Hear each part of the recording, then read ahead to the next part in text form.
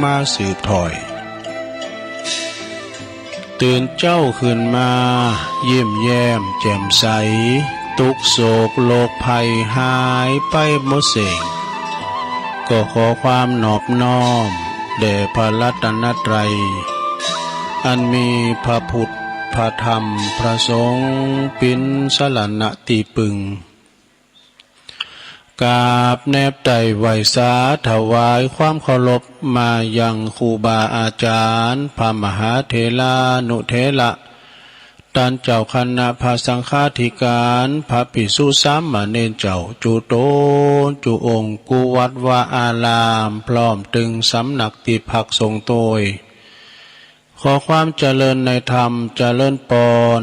มายังบรรดาปออกไม่ออกศรัทธาตันสาธุชนนักศีลนักบุญต่างหลายเนาะบ่ว่าจะเป็นปอหลวงแม่หลวงปอลุงแม่ป่าปีป่าหน้าเอาอาศรัทธาตินจ้องห้องวัดเฒ่าแก่หนุ่มกำใจยิงต่างหลายที่ได้เปิดวิทยุฟังเปิดเครื่องหับฟังกันอยู่ตั้งบ้านตั้งจองตั้งหอตั้งเหินกันในเวลานี้เนาะ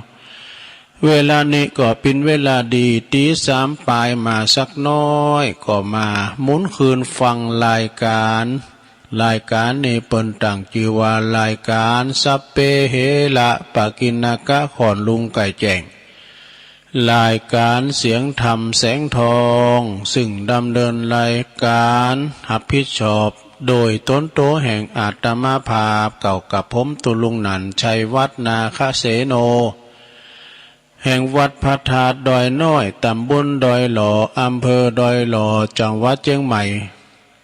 มาปบมาปักกันแถมเจ้าแถมวันหนึ่งเนอศรัทธาบางท่านบางคนนั้นก็ตื่นมาแล้วตั้งหมดตีหนึ่งตีสองตีสามก็มาฟังรายการบางพองเปิ้นก็รับไหลเป็นจำนวนหนักเพราะว่าอาหารตาในยามนี้ก็กำลังรับหมุนรับงานไก่แจกนี่มันรับโมนเนอศรัทธาเนอ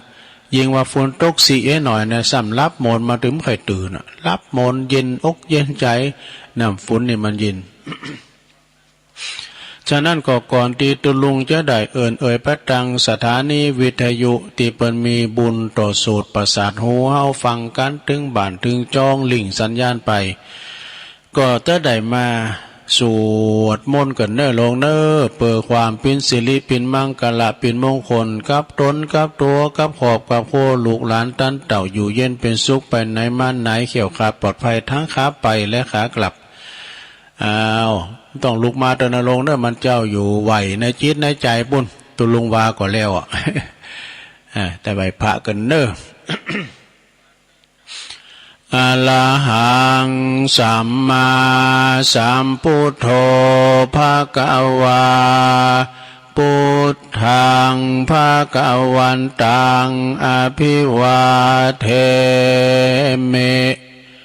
สวากขาโตภะคะวะตาธัมโมธัมมังนัมมัสสา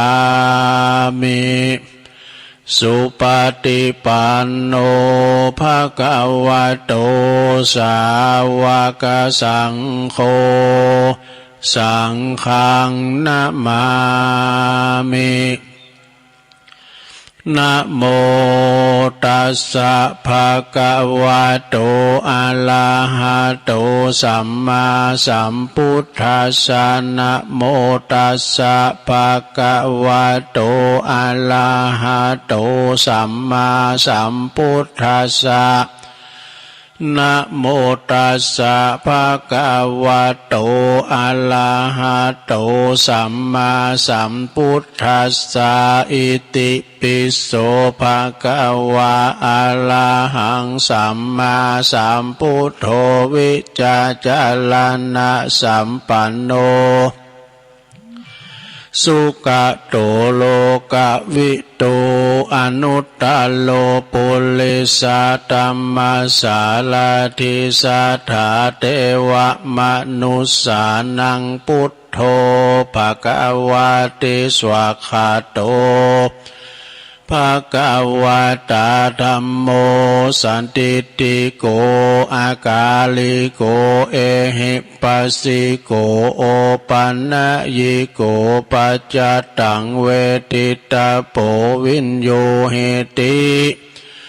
สุปฏิปันโนภะคะวะโตสาวกสังโฆอุจุปฏิปันโนภะคะวะโตสาวกสังโฆยายะปฏิปันโนภะคะวะโตสาวกสังโฆสามิจิปฏิปันโนภะคะวะโตสาวกสังโฆญาติตังจัตตาลิปุริสยุคาเนอัฏฐปุริสปุคคลาเอสะภะคะวะโตสาวกสังฆนังนันทิวัตโนเอวังตวังวิ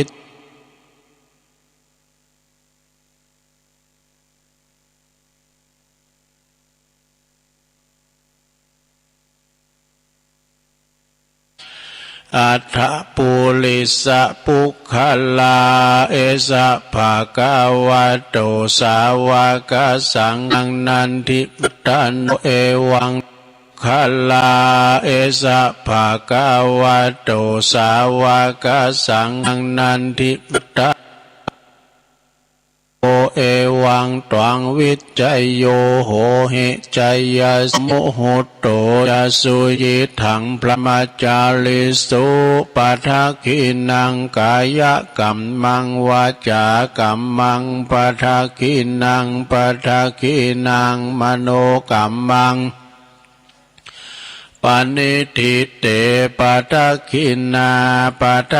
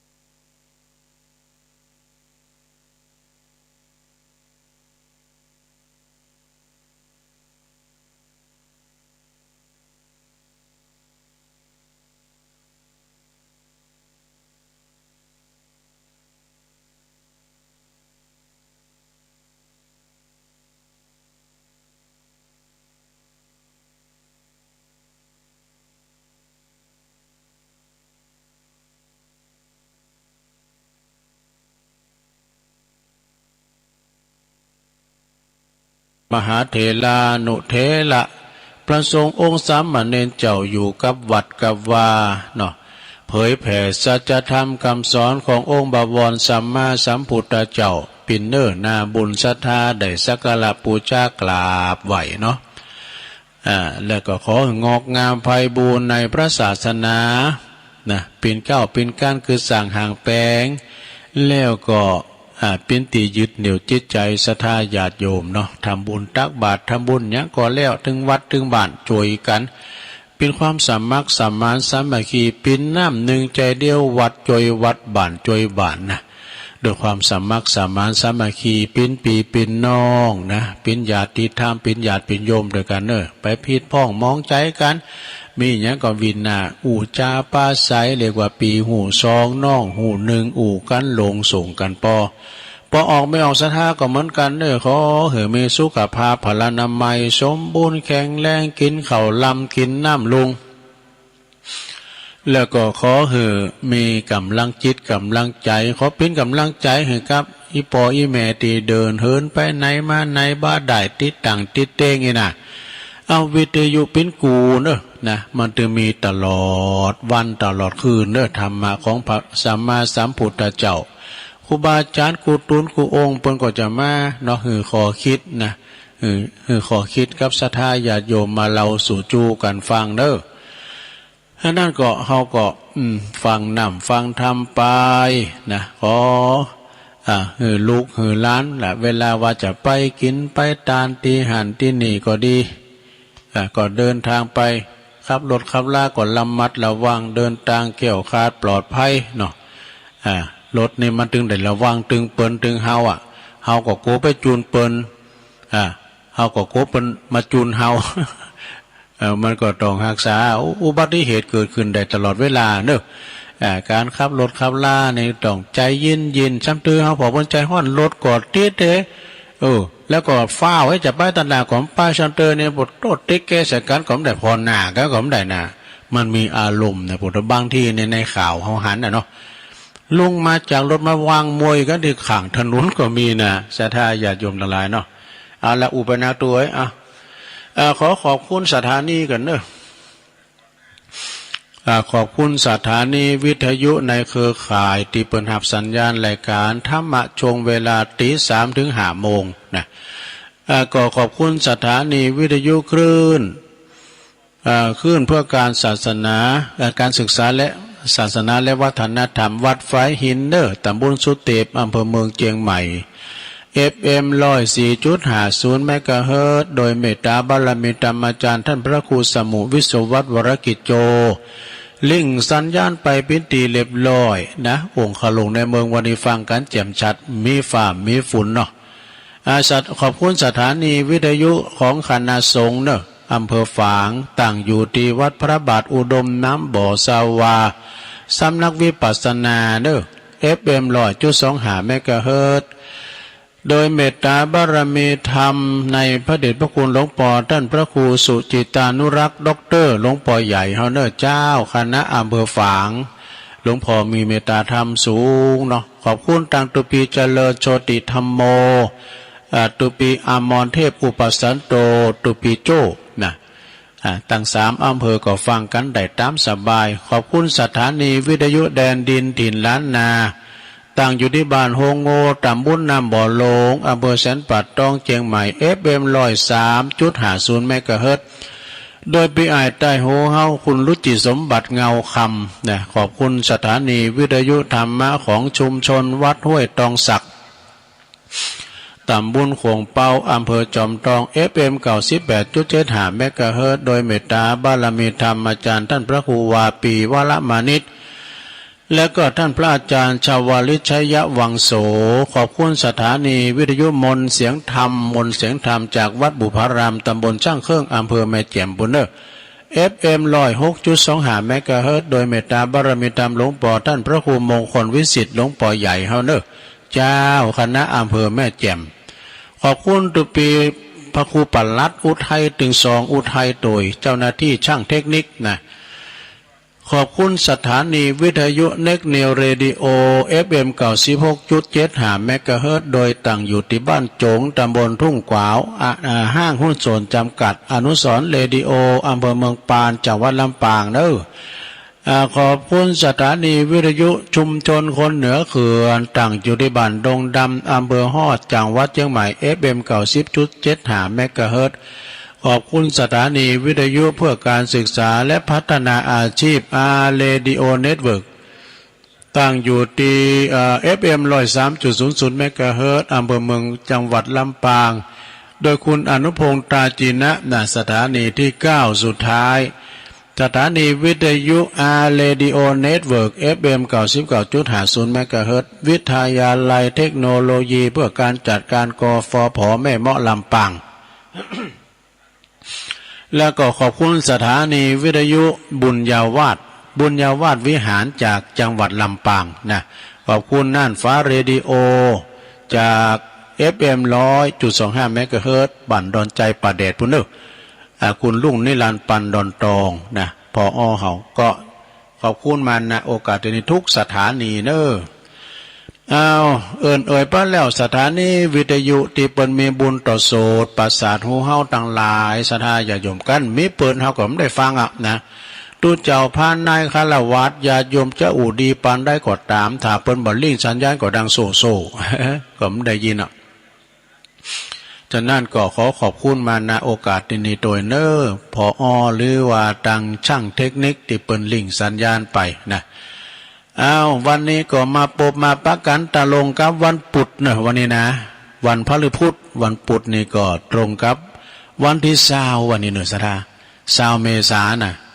รายการนี้ตามปกติก็จะเป็นรายการของอาจารย์ท่านพระครูอภิวัฒนวิกรมตัวลุงก็ตกแทนประมาณเป็นวันที่3แล้ว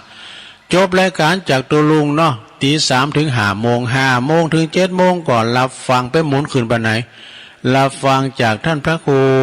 สังฆรักษ์ธนอัตถรัตนสิริเนอะวันปุถนาเปิ้นแต่จะเข้ารายการตั้งแต่5 โมงนะ5 โมงถึง 7 โมงเลยทีเดียวสดาฟังกันเนอะเพราะว่าเปิ้นจัดสรรเวลาอย่างอี้อาจารย์พระครูเปิ้นไลน์มาถึงตุลุงนะตุลุงก็อย่างว่านี่ก็ท่านสาธิตเปิ้นก็บ่สะดวกจัดเลยว่านะตุลุงก็ตกแตนไปแล้ววันพุธก็ขึ้นปีนจับซุบจับวันพฤหัสเป็นรายการตุลุงต่อเนื่องแล้วไปได้จะไปกายเสียงกันนะลงเด้อกันไปกายเสียงก่อนลาไปมันต้องฟังก่อนนะพี่ยังนะสดาเราตุลุงก็มาทำหน้าที่ธรรมะคือหน้าที่มาโดยจิตโดยใจสดาญาติโยมพี่ยังเนาะตุลุงก็จะได้คุณหาสาระอันใดทำกันบ้านมามาจ้าเราสู่จู้กันฟังบ่ใจว่ามาสั่งมาสอนจะไปคืออย่างนั้นเนาะสถาญาติโยมก็มีคุณฟังก็มีคุณนะจะหันว่าวันนี้ก็ดังกันหมดแล้วเสกระบบก็ห่วยตองซักก็ดังชัดเจนโซนไต่นี่นะเปิ้นมาไปมาแปลงแล้วคือแล้วนี่ก็ฟังพระอาจารย์เน้นหลักเปิ้นเปิ้นจ๋าตุลุงก็โมดูแม่สายทองล่ะเนาะแม่สายทองตัวแทนพี่น้องหวยการฟังจากวิทยุห้วยตองซักเจ้าตุลุงลองเปิดวิทยุดังเตะเฮ้ยเนาะก็ดังแล้วสถาพี่น้องที่เปิ้นฟังเปิ้นโทรมากันพี่น้องตั้งบันหวงเป้าก้าบันลงจอมต้องก้าบันเต็นดอกไม้ตั้งส่วนจอมต้องอังคันลักกับมุนีนะบันปอบุญมีเขาบอกกันนี่ได้ฟังแล้วปอบุญมีพดแปลว่างนำหยาดเพิ่นว่าดูถ้าใครถึงฮอดพุ่นนะสถานีเฮาเนี่ยไกลเหมือนกันเด้อนะพี่น้องตั้งศพเตะแม่บุญปันเขาเนาะพดไปตั้งปุ่นน้องป้าสวายนี่ไปตั้งปุ่นเนาะนะไปตั้งบ้านหงลุงลี่ให้ได้ยินได้ฟังกันเนี่ยสดาญาโยมเนาะเปิ้นลิงสัญญาณไปหาการโดยตั้งเวงน้องหล่องเนี่ยก็ฟังกันไปพดมาตั้งอำเภอป่าสร้างก้าแม่วางก็ดังบางส่วนตั้งบ้านแม่จันเขาก็ฟังเนี่ยกะฟังอันใดก็ฟังหวยต้องซักของกันดังก็ฟังของลุงดมนะปอดมเนี่ยบุญหูเนาะศรัทธาญาติโยมทั้งหลายนะอดเอาถ้ามันดังก็โทรกันมาโหดในนี้นะถ้ามันดังแล้วก็ดังโมดนะพี่น้องตั้งเมืองฝางพระตั้งปเล่งนาลงกิติวงศ์เปิ้นกอดถ้าออกโรงพยาบาลมาหักษาตัวแล้วดีแล้วปลอดภัยแล้วอยู่ดีมีสุขเนอะปเล่งเนอะตัวลุงก็ไลน์ไปหาเปิ้นโทรหาเปิ้นต่างเมืองฝางก็ฟังกันหนักกันหลายพอสมจิตเราฟังอยู่เมืองฝางแต่ว่าปนนาแม่เพนวงสายาคนิยมปโยมแม่ของท่านพระครูปลัดธนงชัยยาพลโนพระครูปลัดบอกว่าอีแม่ฟังต้องลุงยองนะวิทยุรู้ไปเครื่อง ผมชื่อใหม่ไอ้ดอกพี่น้องตามแม่อายสันตุนมือนอกบ้านคายก้าเนี่ยบ้านห้องหาหน่อยห้องหาโลงเนี่ยไอ้หงโยนก็เนาะก็ฟังกันไปเนอะศรัทธาญาติโยมทั้งหลายนี่เปิ้นว่าต่อใดนะเปิ้นว่าบัดเตาการจริงๆนี่แหละมันมีอย่างเตาการจริงๆเปิ้นว่าบางคนกาแฟถ้วยเดียวนะกินเลยเรียบร้อย100 บาทเนาะบางคนนี่กินได้วันคำ3 ขาบละซะตั้ง100 บาทนี่นะแล้วแต่เฮาประหยัดนะบางคนนี่กินแดดพร้อมทั้งครอบครัวตึงปอแม่ลูกทั้ง100 บาทนี่นะไปถือว่าหน่อยเนาะซะนะแต่มันหน่อยสำหรับคนที่เปิ้นโรยเปิ้นก็จะมองใบซาวเปิ้นเนี่ยกันเนาะสตั้ง100นี่นำก่อนนี่นะเดี๋ยวนี้ลองไปซื้อแล้วกาดโปรโตซ่ารถนึงก็บ่ได้นะเนาะจะไปประมาทเงินน้อยอย่าหมิ่นเงินน้อยอย่าคอยวาสนาอันนี้นะกรรมบักเก่าเปิ้นว่าเนาะวันนี้ก็มาปบมาปะกันสระญาโยม ตุลุงก็ มีสิ่งละอันพันละน้อยมามาจะกับศรัทธานาบุญเอาขอคิดพองเอาหยังพองก็เอามามาจ้าเราสู่จู้กันฟังนะอันนี้ก็จะเราเรื่องเทวทิศนะเทวหิตพรามนี่เทวหิตพรามเนี่ยเปิ้นปิ้นจะใดป ปิ้นบอกว่าดำเนินความตามท้องเรื่องข้าพเจ้านี้ก็มีชื่อว่าโอ้อันนี้ปีเก้ไปแล้วอะดำเนินความตามธรรมบทว่าครั้งหนึ่งในองค์พระสัมมาสัมพุทธเจ้าของเฮานี่นะเปิ้นทรงอาพาธหลวงหูจักอาพาธมันจะเป็นอาพาธนะอย่างว่าโอ้พระคุณเจ้าอาพาธโรงพยาบาลอาพาธตึกสงอาพาธคืออาพาธเลยแปลว่าเปิ้นเจ็บป่วยเด้อเปิ้นบ่สบายบ่สำหานโอ้ไปบ้านใดครูบาอาพาธเนี่ยเปิ้นอาพาธก่อนไหมครับว่าเปิ้นบ่สบายเปิ้นเจ็บเปิ้นป่วยอีกอย่าว่านิมนต์นี่ก็เจอในสถานเด้อนิมนต์นี่นะแต่ว่าชั้นนี่ก็คือกินข้าวมันต่างกันดูสถานเนาะอาบน้ำก็ว่าทรงน้ำมันจะว่าอาบน้ำนี่นะก็คือทรงน้ำเนาะก็คือครั้งหนึ่งพระสัมมาสัมพุทธเจ้าของเฮาในเกิดทรงอาพาธโดยโลกลุ่มเนาะโดยโลกลุ่มจึงใจพระอุปวานะเถระเจ้าเนี่ยอันนี้ปู่ติดตามนะพระอุปถากเข้าไปบ้านของเทวหิตาพราหมณ์นี่เทวหิตาพราหมณ์เนี่ยเป็นคุณบ้านเป็นฆราวาสซึ่งมีบ้าน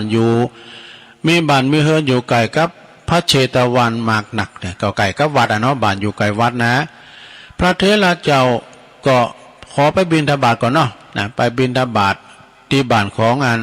เนี่ยกะบ้านของพราหมณ์น่ะบ้านของเทวหิตาพราหมณ์ไปบิณฑบาตเอาน้ำฮ้อนเปิดพระศาสดาพระสัมมาสัมพุทธเจ้าขอเอาน้ำฮ้อนก่อนนะเพราะว่าพระองค์ทรงอาพาธด้วยโรคลมนะพระปรากฏว่าเทวหิตาพราหมณ์นั้นก็ฟังพระเถระเจ้าว่าเอาดีอกดีใจเป็นการใหญ่เนอะจะได้บริการเห็นพระพุทธเจ้าอีกอะเกิดว่าบุญเฮานี่ได้แล้วโดยบังเอิญบุญเฮาได้แล้วโดยบังเอิญบุญมาถึงบ้านนี่กะเขาจึงกุลีกุจรกุลีกุจรนะเทวหิตาพราหมณ์ในกุลีกุจรก็ทำตุ่มน้ำนะลีตุ่มน้ำห้อนโดยหม้อใหญ่เสร็จแล้วก็เอาไปใส่คุนะมันจะคุตีเขานะใส่คุตีต้นต่อน้ำห้อนแล้วนะแล้วก็คือคุณใจหาไปเอามือหาไปก่อนหาไปสู่เชตวันเนี่ยส่วนตนเองก็ถือห่อน้ำอ้อยมันน้ำอ้อยนี่มีมามูลแล้วเนาะห่อน้ำอ้อยตามหลังไปติดตามหลังคุณใจไปนะตามหลังไปติดเมื่อไปถึงแล้วเทวหิตาพราหมณ์ตักเอาน้ำห้อน1 กระบวย1 น้ำบวยนะกะน้ำบวยตีเปิดเอาโก่งเป้าแป้งไงลุงโก่งเป้าแป้งก่อนโก่งเป้ามันใหญ่ห้อนก็ห้อนไปตักกินน้ำก่อนน้ำบวยเอามานักแล้วเลยเพื่อว่าตกโตโคตรหันลงงลุงกินน้ำตกโตเลยสาน้ำโตมันก็ตกใจเขาก็ตกใจนะแต่โคตรบุตรแตกตึ้งตักเอาน้ำห้อนมา1 กระบวยนะเอาน้ำห้อนนะไปลงละลายส่วนน้ำห้อนเอาน้ำอ้อยไปลงละลายนะลงละลายในน้ำอ้อยก่อนนี่นะส่วนน้ำห้อนตีเหลือนั้นก็ถวายหือทรงคืออาบหือทรงพระศาสดาทรงน้ำห้อนน้ำอุ่นนั้นแล้วนะเดี๋ยวนี้มันตอกน้ำก่อนมันจะมีนะหม้ออาบน้ำอุ่นนั่นน่ะเครื่องทำน้ำอุ่นกันเนาะแล้วก็ได้เสวยน้ำอุ่นน้ำห้อนแล้วก็ละลายโดยน้ำอ้อยแล้วก็ทรงหายจากพาโลกหายจากโรคภัยไข้เจ็บแล้วหายจากอาพาธนะด้วยความเลื่อมใสนะโดยความปีติยินดีเทวหิตาพราหมณ์จึงเข้าไปกราบพระศาสดาพระสัมมาสัมพุทธเจ้าแล้วก็กราบทูลเลิงอานิสงส์การทำทานในครั้งนี้นะพระศาสดาจึงตรัสว่าดูก่อนเทวหิตาพราหมณ์การทำทานที่ประกอบด้วยศรัทธา4เจตนา3นะแม้จะหืดตาลแก่สัตว์เดรัจฉานก็ยังมีอานิสงส์มากหนักแต่ถ้าทำมัน อยากจะได้มากนะก็ต้องทำทานให้แก่ผู้มีศีล5ก็ดีศีล8ก็ดีศีล10ศีล227ศีล311ของนางภิกษุณีน่ะบุคคลใดทำทานให้แก่ผู้มีศีลเหล่านี้นะย่อมมีอานิสงส์มากตามลำดับขึ้นไปเนอะนะถ้าหากบุคคลผู้นั้นบ่ทำกรรมนักนะบ่ทำกรรมนักคือว่าทำกรรมนักกรรมนายนะผู้หืดตานแก่ปาติกหกก็คือผู้รับนะผู้มีศีลดังที่กล่าวมานี่ย่อมมีความเจริญในเมื่อยังมีชีวิตอยู่เมื่อละไปคือลงรับดับขันไปแล้วก็ยอมจักได้ไปสู่ดีๆปัดเสียซึ่งอบายภูมิทั้งสี่จบพระธรรมเทศนา อันนี้นะอันนี้ก็เพิ่นมีกล่อมเนาะคือว่าเทวหิตพรามได้ทำทานหมายความว่าเอาน้ำอ้อยน้ำตาลเอาน้ำอุ่นไปให้พระพุทธเจ้าได้ทรงอีกได้อานิสงส์ยิ่งใหญ่มากมายเนอะศรัทธาญาติโยมทั้งหลายก็ขออนุโมทนานะในการกินการต้านจัดต้านหยังก็ตามศรัทธาญาติโยมทั้งหลายนะสมัยครั้งพระพุทธเจ้าก่อนนี่นะพราหมณ์เปิ้นเอายาฆ่ามาตานยันได้ปิ้นเต็นเกี่ยวเนาะเอามาปูหนังกายปิ้นตินเกี่ยวบรรลังการอันนั้นซะนะตานนักตานหน่อยตานหยังก็ตามเด้อตานนาปรมีบุญจะเกิดขึ้นได้เมื่อเฮาตานเข่าตานของตานบาทตานเฟื่องตานสลึงอย่างก็ตามเหมือนพระเวสสันดรตานกูสิ่งกูอย่างนะตานเข่าตานของตานลูกตานเมอย่างว่านะเขามุ่งไปฟังธรรมเน้นติดธรรมตานลูกตานเมียตานเข้าของเงินคำพระเวสสันดรตานกูอย่างโน่ขมุใจขืนลูกมาเตะฟุ้งเตะขานฟุ้งหมดอ่ะอันยังก็ตานอันยังก็ตานลูกก็ตานเมียก็ตานเฮ้อใจขึ้นอ่ะ อันนี้ตุลุงทองเราฟังเปิดออกรายการลองฟังหัวเราะเป็นจังหวะนะฉะนั้นตานาบารมีเนี่ยบุญจะเกิดขึ้นได้เมื่อเฮาตานเนาะสาญาติโยมทั้งหลายต่อไปก็จะเอาชาดกนะสัก2-3เหลืองวันนี้มีทำตัวเนอะวันนี้ตุลุงมาตกมาเต้นเป็นอยู่พวกเป็นรายการตุลุงก็จะต้องทำการบ้านนะ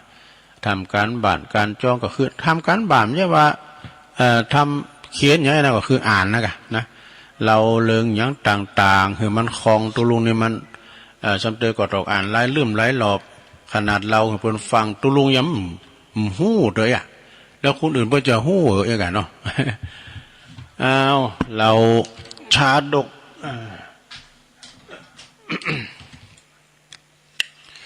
จะเล่าชาดกเรื่องนี้มีชื่อเรื่องว่าฤาษีเลี้ยงลูกช้างนี่โสมทัตตชาดกนี่ณเชตวันมหาวิหารพระพุทธเจ้าของเฮาในตรัสชาดกเรื่องนี้คือแก่พระภิกษุรูปหนึ่งที่เศร้าโศกถึงบุตรที่บุตรที่เป็นสามเณรได้ป่วยแล้วก็ตายไปว่าโดยโรคร้ายจุนบาทำอย่างเลยนะเปิดสอนหูจักได้ปรุงว่างให้ผ่องปล่อยว่างหน่อยนะก็มีใจความว่าในอดีตพระพุทธเจ้าในอดีตนั้นพระเจ้าพรหมทัตเป็นพระราชาเสวยเมืองปาราณสีนะครองเมืองปาราณสีพระตถาคตของเขานี่ก็เสวยพระชาติเป็นพระอินทร์เป็นเกิดมาเป็นพระอินทร์พญาอินทร์นะพระอินทร์เนี่ยแต่มีเนื้อโตสีเขียวนะตุงพระอินทร์ในสีเขียวหรอ ครั้นเมื่อมีพราหมณ์ผู้หนึ่งออกบวชเป็นฤาษีนะครั้งนั้นเป็นมีพราหมณ์ผู้หนึ่งมาบวชเป็นฤาษีออกบวชเป็นฤาษีบำเพ็ญบารมีอยู่ในป่าหิมวันตประเทศในขณะที่กำลังหาอาหารอยู่นั่นเองก็มีลูกจ้างนี่ลูกจ้างโตหนึ่งเขาครั้นเกิดความอินดูจึงนำมาเลี้ยงไว้ตีอาสลมใส่ชื่อว่าโสมทัตนี่คอยดูแลเอาใจใส่ปันหนึ่งว่าเป็นบุตรของตนเนี่ยหักเหมือนลูกเหมือนเต่าเลยหักลูกหักจ้างลูกจ้างนี่นะเ ปีนจ้างแสนรู้มันถึงมีดูศรัทธาญาติโยมอย่างตุลุงเคยว่าพี่น้องเจ้าฝรั่งในเวลาว่ามีลูกมีเต่าสูงห้ำสูงเฮนลูกเต่าไปอยู่ตั้งอื่นตั้งกายห้ามดีเขาไม่ใจปีกมาหาปอหาแม่นะพี่น้องตั้งเมืองนอกเลยนะพอแม่ก็เจ้าก็เลิฟแม่คนเดียวแม่ก็ไม่อย่างนี้เอามาเลี้ยงมาเอามาเป็นลูกเนี่ยเวลามาตายไปก็ดีปุถุปจะโศกเศร้าเสียใจนะก็เฮาเลี้ยงอันใดก็ฮักอันนั้นนะเด้เลี้ยงงูเลี้ยงควายก็ฮักงูฮักควายกว่าที่บ่จะขายเนี่ยโอ้มันดึงกัดอกน่ะถึงไหนละพอดีจ้างน้อยของเปิ้นเนี่ยเสียชีวิตไปนะฤาษีเนี่ยก็มีความเศร้าโศกเสียใจบ่ปินอันกินอันนอนอย่างสักอย่างทำมาอย่างก็ทำนะพระอินทร์หันว่าเหตุการณ์เขาหันเหตุการณ์เขาก็เลยไปเตือนสัตว์ที่พระฤาษีเอ้ยท่านพระคุณเจ้าเนาะการเกิดแก่เจ็บตายมันเป็นเรื่องธรรมดาหูจักปล่อยว่างให้พองกะหูจักปรุงว่างกะจะคุณทางมันตายหมดน่ะสัตว์ตาลิสานก็ตายพระสอนถึงความและก็สอนว่าความโศกเศร้าโดยช่วยยังไม่ได้นะมันจะฟื้นมาดึงฟื้นตายก็ตายแล้วไป คุณก็เหมือนกันนะกันตายก็รุ่นโลกสัตตาลิสานก็เหมือนกันนะทำให้พระฤาษีนั้นได้สติขึ้นมากลับมาบำเพ็ญฌานดังเดิมเนี่ยจบลงไปในการต่อมาลูกจากนั้นก็คือสัมมาเนรพระฤาษีนั่นก็คือภิกษุชรานะแล้วก็พระอินทร์นั้นก็คือเราตถาคตเรื่องนี้เปิ้นขอคิดว่า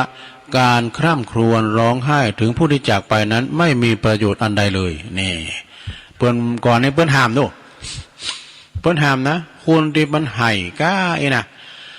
ไห้หาก้าคุณที่เปิ้นตายไปแล้วจะไปไห้ดักมันจะไปเป็นน้ำทะเลไปขวางมันดูคุณทำก่อนเมื่อวานนี้ดักไปไห้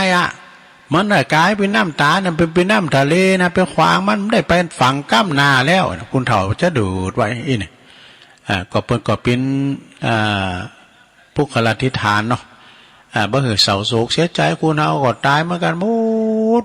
ปองก็ตายให้ปองก็ตายดีพองก็ตาย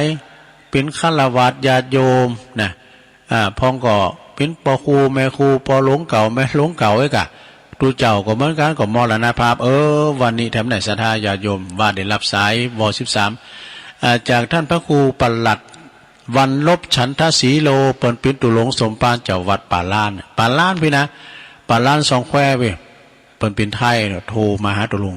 หนูนานว่างหรือเปล่าพวกนี้นั้นเขาก็นึกใจเอาน้อยมีอย่างจ้าเนาะมาช่วยประชาสัมพันธ์หน่อยพระลูกวัดของผมมรณภาพเปิ้นว่าอายุ40ปลายก็ได้กะเปิ้นก็ล่างโบสถ์มาเนี่ยได้สักษา2 ษานี่กะเนี่ยศรัทธาญาติโยมขนาดหุ่มพาเลิงนะก็ยังมรณภาพอยู่อายุยังกำลัง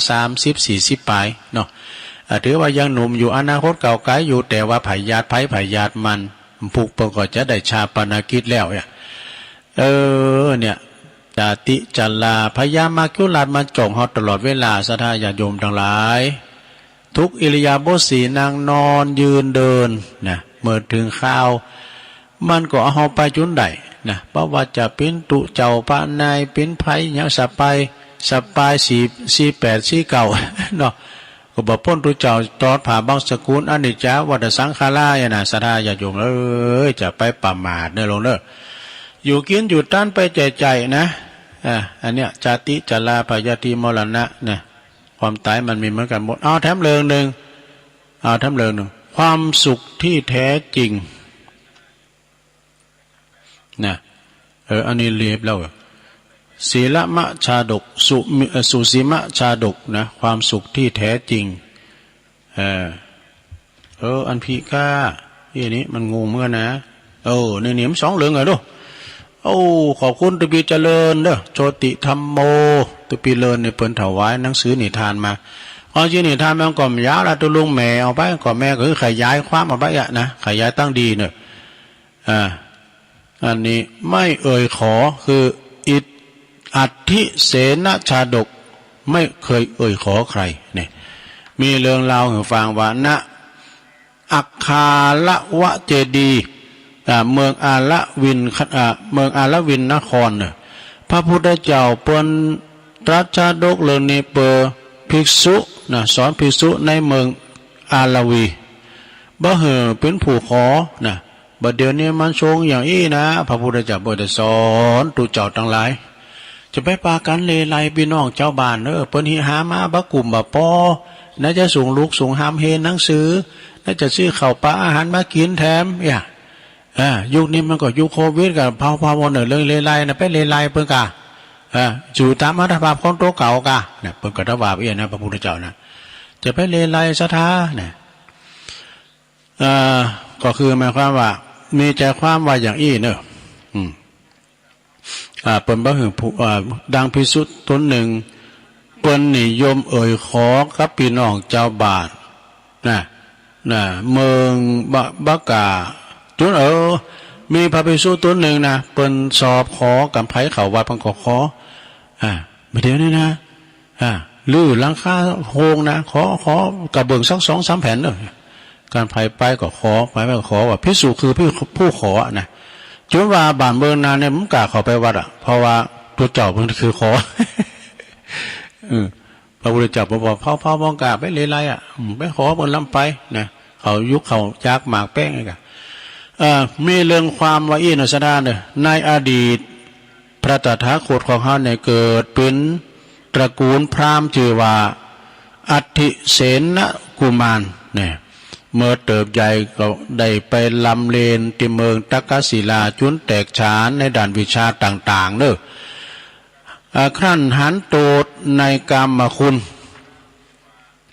เปิ้นก็จึงหน่ายสงสารออกไปบวชเป็นฤาษีอยู่บำเพ็ญบารมีอยู่ป่าเขาหิมพานต์ต่อมาก็เดินทางมาบิณฑบาตยังเมืองปาลาณสีนี่พระเจ้าพรหมทัตเนอะผู้ครองเมืองนั้นหันจริยาวัดอันงดงามก็เกิดความเหลื่อมใสศรัทธาจึงนิมนต์ให้จำพรรษาอยู่ในพระราชอุทยานนี่จำพรรษาอยู่เนี่ยมันไกลๆเนี่ยจากอุปถากนะเนี่ยแล้วก็ปวารณาตนเป็นผู้คอยถวายการรับใช้ถวายข้าวน้ำโภชนาอาหารเนี่ยเนาะแต่ตลอดเวลาพระฤาษีก็บ่ต้องสิ่งได้เลยนะแต่ตลอดเวลาพระฤาษีบ่ต้องการสิ่งได้เลยไม่ต้องการอย่างสักอย่างเหยานนะวันหนึ่งจึงถามนะพระราชาจึงถามสาเหตุจากพระฤาษีนะพระฤาษีก็จึงกล่าวว่า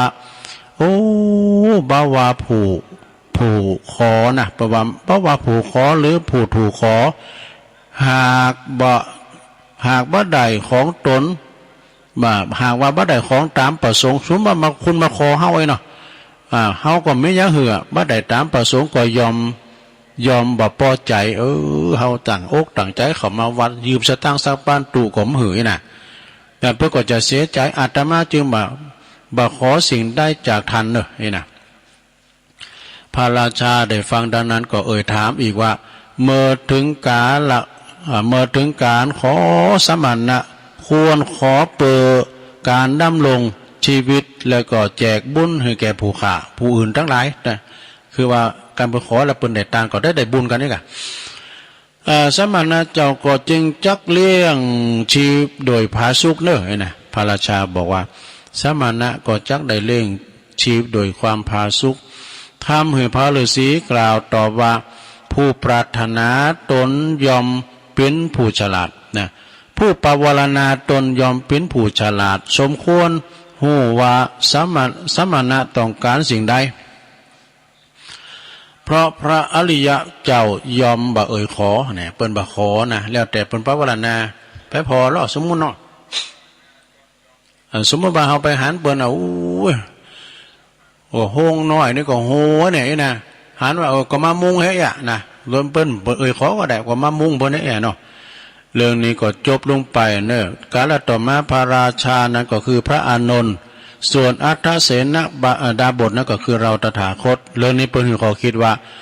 ขึ้นชื่อว่าผู้ขอย่อมไม่เป็นที่รักที่พอใจของผู้ถูกขอ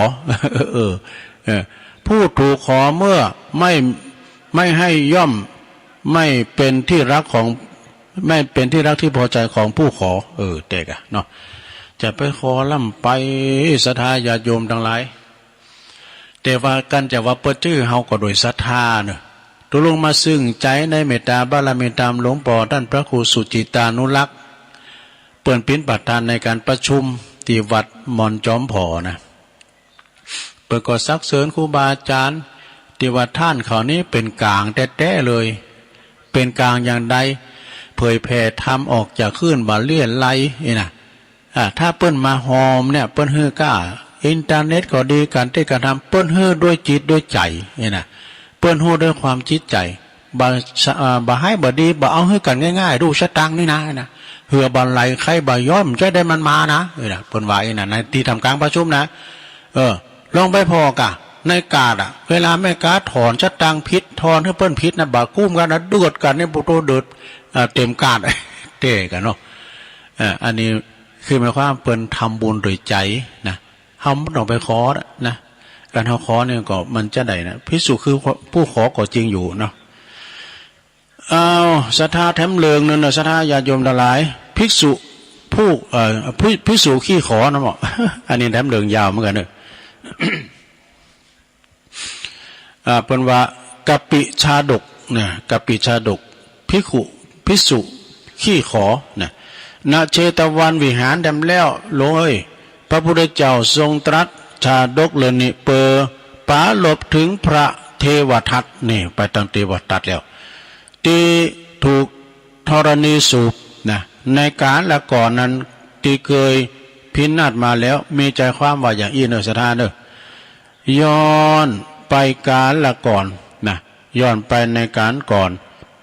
พระตถาคตของเขาในเสวยพระชาติปิ้นพญาวานอนก็คือวาละอย่างปิ้นลิงก็แมนปิ้นวอกก็แมนวานอนนี่นะปิ้นพญาวานอนเนอเสวยพระชาติเป็นพญาวานอนปกครองบริวารจำนวน500ตัวกันนะลิงวานอนทั้งหลายมี500ตัวมีพระพุทธเจ้าเป็นหัวหน้าอาศัยอยู่กับวานอนผู้หนึ่งฝูงหนึ่งนะโอ้มันมี2กลุ่มนะ2หมู่นะมีอยู่หันวันหนึ่งอยู่ในราชอุทยานของพระเจ้าปาราณสีเนี่ยโอ้อย่างไหน500เนาะ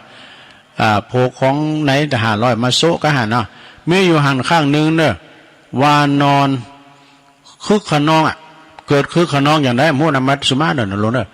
มาถ่ายอุจจาระใส่โหใส่ศีรษะของปุโรหิตผู้หนึ่งนะปุโรหิตนี่เป็นไก่ชิดกับพญาเจ้าเมืองหรอกเนาะไปถ่ายมูลใส่โหใส่ศีรษะของอุปราชปุโรหิตผู้หนึ่งนะจนปุโรหิตนั้นก็ว่ากล่าวอาฆาตวานอนทั้งหมดไว้นะในราชอุทยานนะสักวันเดิมมึงก็กูต้องข่าวว่าไอ้น่ะกล่าวตัวไว้เมื่อพญาวานอนหูเนาะพญาวานอนตังดีนะพระพุทธเจ้าของเขานะเปิดเสวยเป็นพญาวานอนหูเหตุการณ์ดังนั้นแล้วนะโอ้เหตุการณ์ดังกล่าวเนี่ยมันจะเป็นตั้งดีเนอะมันจะเป็นทางหล่มจมทางหายนะมาหาหมู่เฮานะหากว่าอยู่ที่นี่ต่อไปน่ะผู้ปองไล่จะมาหาเฮาเนอะเฮาก็จักเสียจักตายเสียหมดนะคงจะต้องปัสกับความสิบหายพินาศพินเนตเตบ่วันใดก็วันหนึ่งนี่นะอันนี้พญาวานอนอันฝ่ายดีวานะเนาะจึงได้ปากันเนอะจึงได้ปาบริวารไปอพยพไปอาศัยแห่งอื่นที่อื่นไปแล้วนะเป็นหูภัยนะภัยจะมาหาโตเก่าแล้วก็ส่งบริวารวานอนนะส่งบริวารที่ไก่ชิดนะเจ้าจงไปบอกไปเตือนมาคือวานอนพญาวานอนต่างฟูงเขานะคือมีน้ำโพกเนาะตั้งงานพญาวานอนก็ทรงใจอันลูกน้องคุณสนิทไปบอกอย่างนี้กันเนาะไปบอกคือพญาวานอนต่างฝูงเนี่ยนะแต่ว่าพญาวานอนต่างฝูงแล้วหมู่โพพญาลิงวานอนทั้งหลายบอกเจอฟังบ่สนใจอย่างซักอย่างกินนอนเลลากันไปนะเปิ้นเตือนแล้วก็ยังบ่ฟังอย่างใดยังอาศัยอยู่ในราชอุทยานตามเดิมนี่นะ ต่อมาเนี่ยศรัทธาญาติโยมทั้งหลายต่อมามีนางตาสีคนหนึ่งเนี่ยเปิ้นถูกไฟไหม้ลกถูกน้ำห่อนลกพื้นแผลจากกันตีหลังนะปุโรหิตกำนี้ก็ปุโรได้โอกาสแล้วกันเนาะได้โอกาสแล้วจึงหันเป็นโอกาสดีแนะนำหือพระราชาว่ะนะไม่อยากเลยนะท่านป่อพญาบาทเจ้าไม่อยากเลยสักน้อยเลยนะหือไปเอาน้ำมันที่ทำจากอันตัวอันว่านอนอ่ะมาตาเดี๋ยวมันจะหายอย่างปิดทิ้งอีกว่ะเอาพญาเอาลิงเอาว่านอนอ่ะเอาพญาพระราชาก็จึงสั่งหือทหารอ่ะไปสังหารว่านอนนะไปสังหารว่านอนตายท้ายที่สุดว่านอนในราชอุทยานก็ถูกสังหารตายสิ้นทั้งนั้นทั้งหมดเลยว่าโอ้มีตายหมดอ่ะแล้วก็เอาน้ำมันวานอนมาตาแพ้ว่ะในกาลต่อมาเนี่ยพญาวานอนฝูงต่างฝูงนั้นก็คือเทวตัดฝ่ายเทวตัดเนี่ยที่ตายเนี่ยนะซะละเปิ้นจิ้มเจิมฟังนี่นะเปิ้นเตือนน้ำฟังนี่เปิ้นหนีกับเนี้ยนะแล้วก็ลูกน้องโตก็ไปถ่ายรถใส่ปุโรหิตในกาลต่อมานะพญาวานอนต่างฝูงนั่นก็คือพระเทวทัตวานอนปิณปดิษฐ์นั่นก็คือเราตถาคตเลยในเปิ้นถึงขอคิดว่าผู้มีปัญญาย่อมหาทางป้องกันก่อนภัยจะมาถึงตัวจบลงไปซะละตัวลุงลืมขีดเนาะจบลงไปสองเลิงอันนี้นะสองเลิงนี่เดี๋ยวขีดได้ก่อนมาขีดเราซ้ำตัวลุงปุ่นทำ3 ปีกันถาวัดออกรายการอยู่แต่มันเรามันกำตอนเอานกลืมแห้วกำนกลืมแห้ว เจ้าเราถึงไหนเนี่ยก่อนเรากันไปฟังกันไปศรัทธาญาติโยมทั้งหลายในตอนนี้ก็ยังเจ้าอยู่มีเรื่องเราทั้งอยู่จ้างเท่าจ้างเท่าพิ้นจะได้เอาไว้ให้ก่อน วันนี้ก็เป็นวันเล่นรายการตกแตนเปื่อนอยู่ศรัทธาวันพุธนี้ก็ยังมาอยู่เนาะตอนหนึ่งเลยนะศรัทธาได้วันพัดศุกร์เสาร์ทำดูพัดศุกร์เสาร์ก็เป็นรายการตุลุงเป็นรายการสัพเพเหระอันนี้ยังมาตกมาแตนเปิ้นอยู่อาจารย์พระครูเปิ้นบ่อยู่นะเปิ้นบ่ได้อยู่ตุลุงก็ตกแตนไปแต่เปิ้นอยู่ก็เฮาแตนถ้าเฮาอยู่ก็เปิ้นแตนไปนะศรัทธาญาติโยมเป็นอย่างเอี้ยนะรายการอันนี้มันเป็นรายการวัดใจมันได้มีหยังศรัทธาญาติโยมก็แปลว่าการเผยแผ่ธรรมธรรมะคือหน้าที่นะต่อไปเอาสิ่งที่บัดดีกันนะศรัทธาเนี่ยคำว่าบัดดีเนี่ยก็คือบัดดีนะคำว่าดีนี่ก็ดีเปิดเจ้าขืนเฮินใหม่ก้าเปิ้นเอาดีเป็นโฮงเนี่ยนะเปิ้นเอาไว้ตัดตีเปิ้นเตียวหอมกันเนี่ยเปิ้นตำใส่เอาโหมาตำใส่โหอันนี้อย่างนั้นน่ะปุถดีโฮงเนี่ยปุถเอาไปปะเอาไปผมจะเอาไปเปิ้นจะหือเอาไปมันหายากนะดีนี่นะสิ่งที่บัดดีนี่มีอย่างพองลองฟังนะลงเด้อสิ่งที่ไม่ดีสิ่งที่บัดดีก็คือบอดีเอามือจกกระเป๋าเมื่อเวลากับคุณใหญ่เนี่ยบอดี้ไปอยู่ไก่ไฟเพราะมันฮ้อน ไฟมันฮ้อนเนาะและบอดี้ไปอยู่ในบ่อนเพราะว่ามันจะติดการพนันแต่กันเนาะโอ้ก่อนในเดือนจีปีใหม่นี้ตำรวจเพิ่นอนุญาตเถอะลูกสมัยตัวลงพิษน้อยนะน้ำบ่อโลงนะปุตตน้ำบ่อขาวเนาะก็ไม่ใหญ่ไม่ล้มตัวไม่ซ้ำสาเนี่ยปุตตผอมหันฟ้าเนาะมันจะมีเป็นจุ่ม เป็นจุ่มเราเป็นใส่ก้ามเสาหาซิ้วใส่บาทนี่นักหรอกเพื่อน้อยนะหนึ่งใครย้อยนะก็ล็อกแล้วเวลามดวันนี้เราเนยเนาะวันปากปีย่างนี่นะการหลินไปต่อกันเดียวก็แตกตึ้งอะเด้อการต้นไปยับไว้นะสดาญาโยมหอมหลินก็ตามนะเบอร์อยู่พอปนายุบพอนะโดนหมดอะป้าตัวเดียวหนาวดึงซ่าแล้วพอก่อโฮกเกินไปตอนนั้นพอก่อซูมไฟนะเปิ้นตื่นกันเนาะพอก่อนนั่งพอก่อนนอนอยู่ในสุดแสนหนึ่งปียังลุงปีจ่อมือนะจะไปอยู่ในบ่อนมันจะติดการผ่านนั้น แล้วก็บอดี้ไปขาสัตว์ตัวตายบอดี้ไปขาตัวตายเด้อในเวลาอกหักศรัทธาญาติโยมไปฆ่าตัวตายนี่แปลว่าบอดี้นะมันเป็นบาปเลยเขาไปฆ่าคนอื่นกันนี่วะนะศรัทธาเนาะค คุณเฮาสำเร็จก็อกหักลักลอยกาคอยการค่อยงานประสบความสำเร็จสำเร็จก็กึดน้อยใจซะนะกึดน้อยใจไปค่ะโดยเฉพาะละอ่อนวัยรุ่นก้านเนี่ยอายุ16-17เนี่ยนะสำเร็จนะเราอ่านพอข่าวหรอเป็นเจอลูกหลานพ่อแม่เลี้ยงใบใหญ่ก็กองใหญ่ใหญ่มาแล้วมาขาดโต๊ะตายกินยาตายมันหมายความว่าอย่างไรมียาตุลุงอกหักเพราะรักเธอ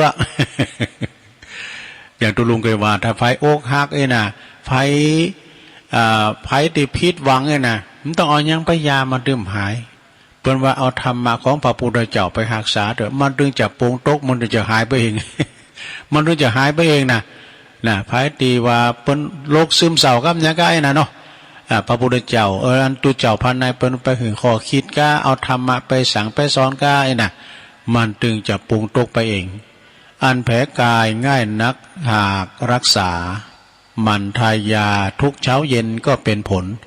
แต่แผลหนึ่งลึกล้ำจำต้องทนในกำมลเกินแก้คือแผลใจแผลใจนี่รักษาอยากแต่จะรักษาง่ายก็ต้องเอาธรรมะไปข่มสตาจะปรุงตกไปเองโอ้ทุกไหนละ บอดี้ไปกึดขาโตตายเพราะอกหักนี่บอดี้จ่ายนักพยายามเมื่อเฮากำลังสั่งสั่งโตแต่ก็จะไปอันกินง่ายใจอวยซะท่าเงินคำกำแก้วนี่หายากซะท่าหายากถ้าได้มาเนี่ยกันเหอบันไลไข่บ่ย่อยถือบ่ได้มันมาแต่ได้มาแล้วก็เก็บงามไว้นะมัธยัติกำพระบอกว่าให้มัธยัติอดออมนะถ้าว่าหันเปิ้นซื้อมือถือใหม่ก็เฮาก็เป็นไหมอย่าทำตัวตามสังคมความล่มจมจะมาถึงนะเพิ่นว่านะเนาะเนี่ยจะไปเห็นเปิ้นนะเปิ้นไข่มีสุกเปิ้นรวยดูก็ปล่อยเปิ้นจะไปคอยเปิ้นนะอันเปิ้นใส่ข้อคำหรือมาใส่วาดได้นะเรื่องหามติมข้อนะถ้าป่ะเมื่อไหร่โหอย่าเตะก่อน ไปว่าเปิ้นเนาะอย่าจ่ายบอดี้จ่ายนักเพราะว่าเฮากำลังสั่งสั่งโตบอดี้โมดแต่ไข่โหคะอย่ามือเฮาไปเอางานศพ มันมีตัวหนึ่งเนาะไม่เพลงก็ได้เพลงบุญศรีรัตนังก็พวกนี้เปิ้นไปแอวงานศพไข่โหอยู่คะแบบเปิ้นสูงเสาก็เปิ้นแบบคือเดี๋ยวไปงานแต่งปวดให้โง่เปิ้นไล่หนีออกคุ้มเนาะอ้าวอย่าบอดี้นอนหงายบอกว่าบอดี้นอนหายบอกว่าบอดี้นอนหายนอนเหบอดี้นอนหายนอนเหวะในเมื่อยังมีชีวิตอยู่แต่กับสัทธาญาโยมก่อนนี่เอาเป็นเหล่าอ่อนนี่ขี่เหล่าเป็นเมานะขี่เหล่าเป็นเมาเนี่ยเป็นปุถุหามกันมาเดี๋ยวก็เอาอันพาขี่เห็นขี่ยอกเลยนะเอาไปจุบน้ำขี่มาแล้วเอามาอาปัก หันติมตาแหละอาปักกันกินแล้วเปิ้นยืนมันจะสางวุ้ยวะนะมันจะสว่างวุ้ย อาปักกันอาปักอ้ามมันใส่จอกน้ำขี่มาเดี๋ยวนี้ไม่ขี่มาเนาะมันก่อนนี่มันเฮินมันยกปืนดูเฮินเฮามันก่อนนะมันยกปืนแล้วก็มันมีจานหอมอย่าสะเข่าก็นั่งถอยก็มันลุงน้ำขี่มาดูไก่มาซ้ำเป็ดเทศมาซ้ำไม่น่ะมันดึงดำที่อ่ะนะแล้วก็เอาต่อไปสระหนึ่งบอดี้ไปนอนเฮนอนหายเพราะว่าลูกเมรออยู่ที่บ้านแต่กันเนาะบอดี้ขี่ข้านทำความดี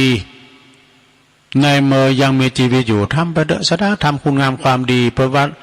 ขนาดหานคุ้นเถ่าถ้าขามหุ่นตั้งรถปลาไปเคอันกำแขนเปิ่นขามหุ่นตั้งก็ได้บุญแล้วสระญาติโยมทั้งหลายเฮาทำบุญใส่บาตรกับตุกับพระก็ได้บุญแล้วแม่แต่ยาจกวันอภิโภคคุณขอเนี่ยเปิ้นมีกินแต่แต้มก่อนเป็นละอ่อนนะเปิ้นก็ปาถุงไว้นี้ถุงก็เก้านุงเตียวปุ๊ดผ่าปุ๊ดเลยอันนั้นเปิ้นเป็นยาจกแต่ซักไม้เต่ามากกเวลามาก็เห่าเดินนั่นหมานะเห่ามาลูกหลาน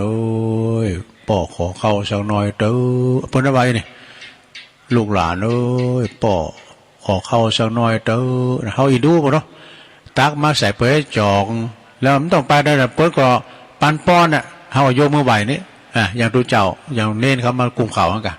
แต่มันสถานะเหมือนกันเนาะอันนี้เป็นพิจูเจ้าอันนั้นเป็นเนนแล้วอันนี้เป็นปิญญาจกว่าในพิพงขอ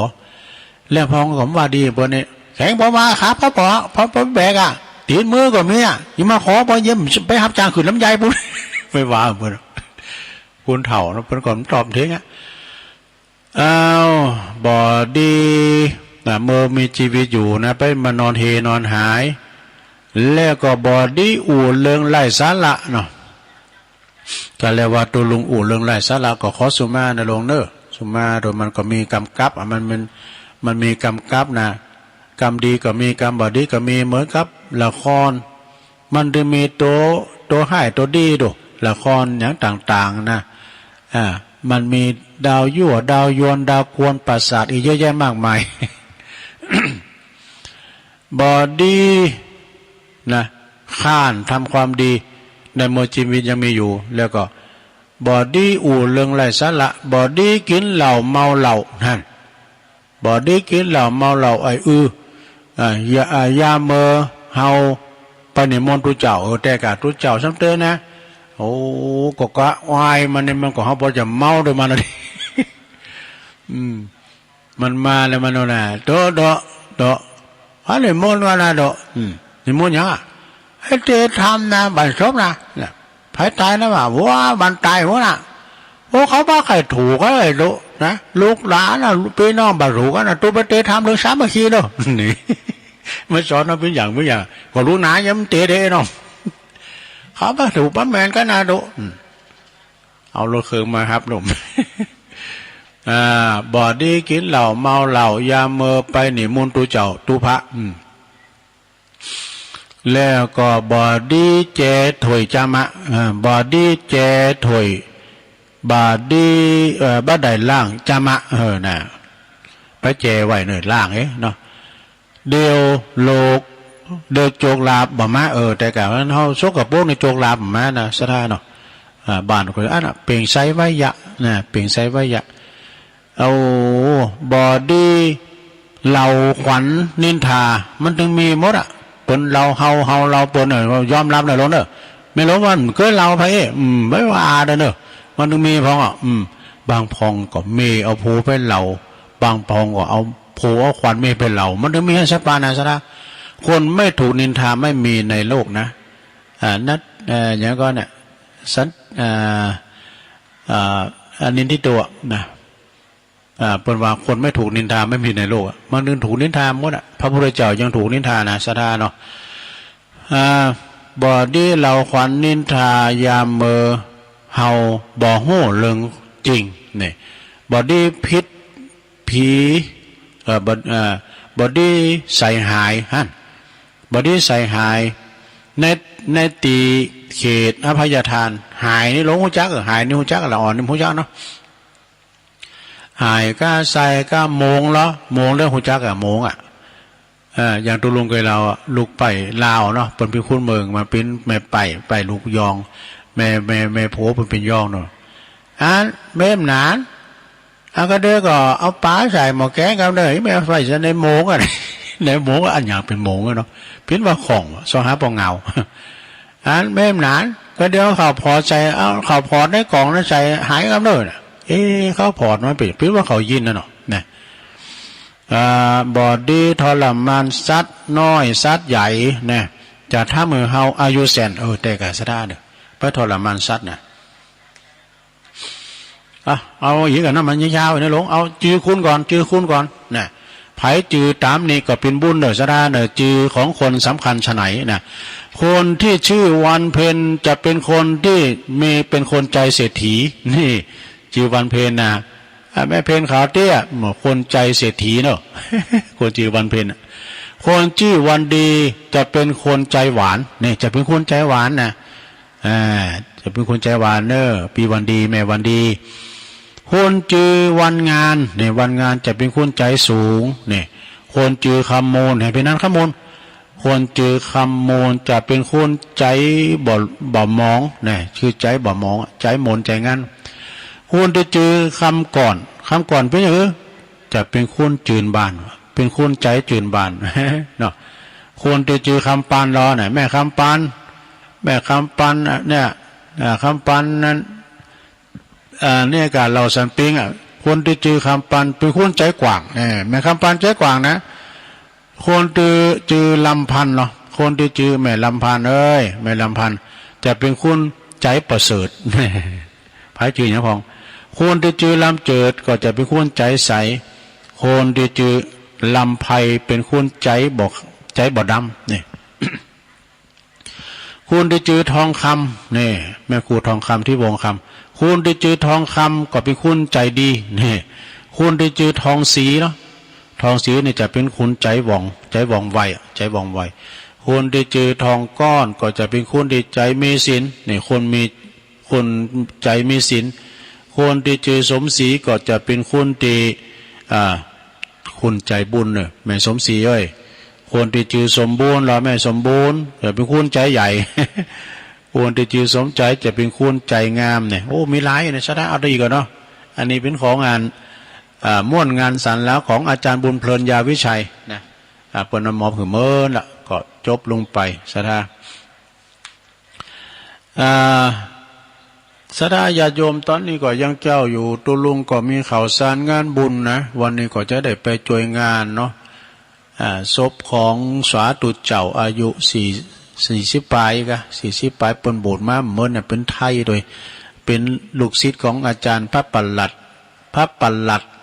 วันลบฉันทศรีโลหรือว่าท่านอาจารย์องค์ดำนะเจ้าวัดป่าล้านเนี่ยป่าล้านลุงใจเนี่ยนะหลวงประพันธ์แก้วเก๋เปิ่นจะชาปนกิจวันผูกเนาะอันนี้ก็พายอยู่ละแวกนั้นก็ไปลม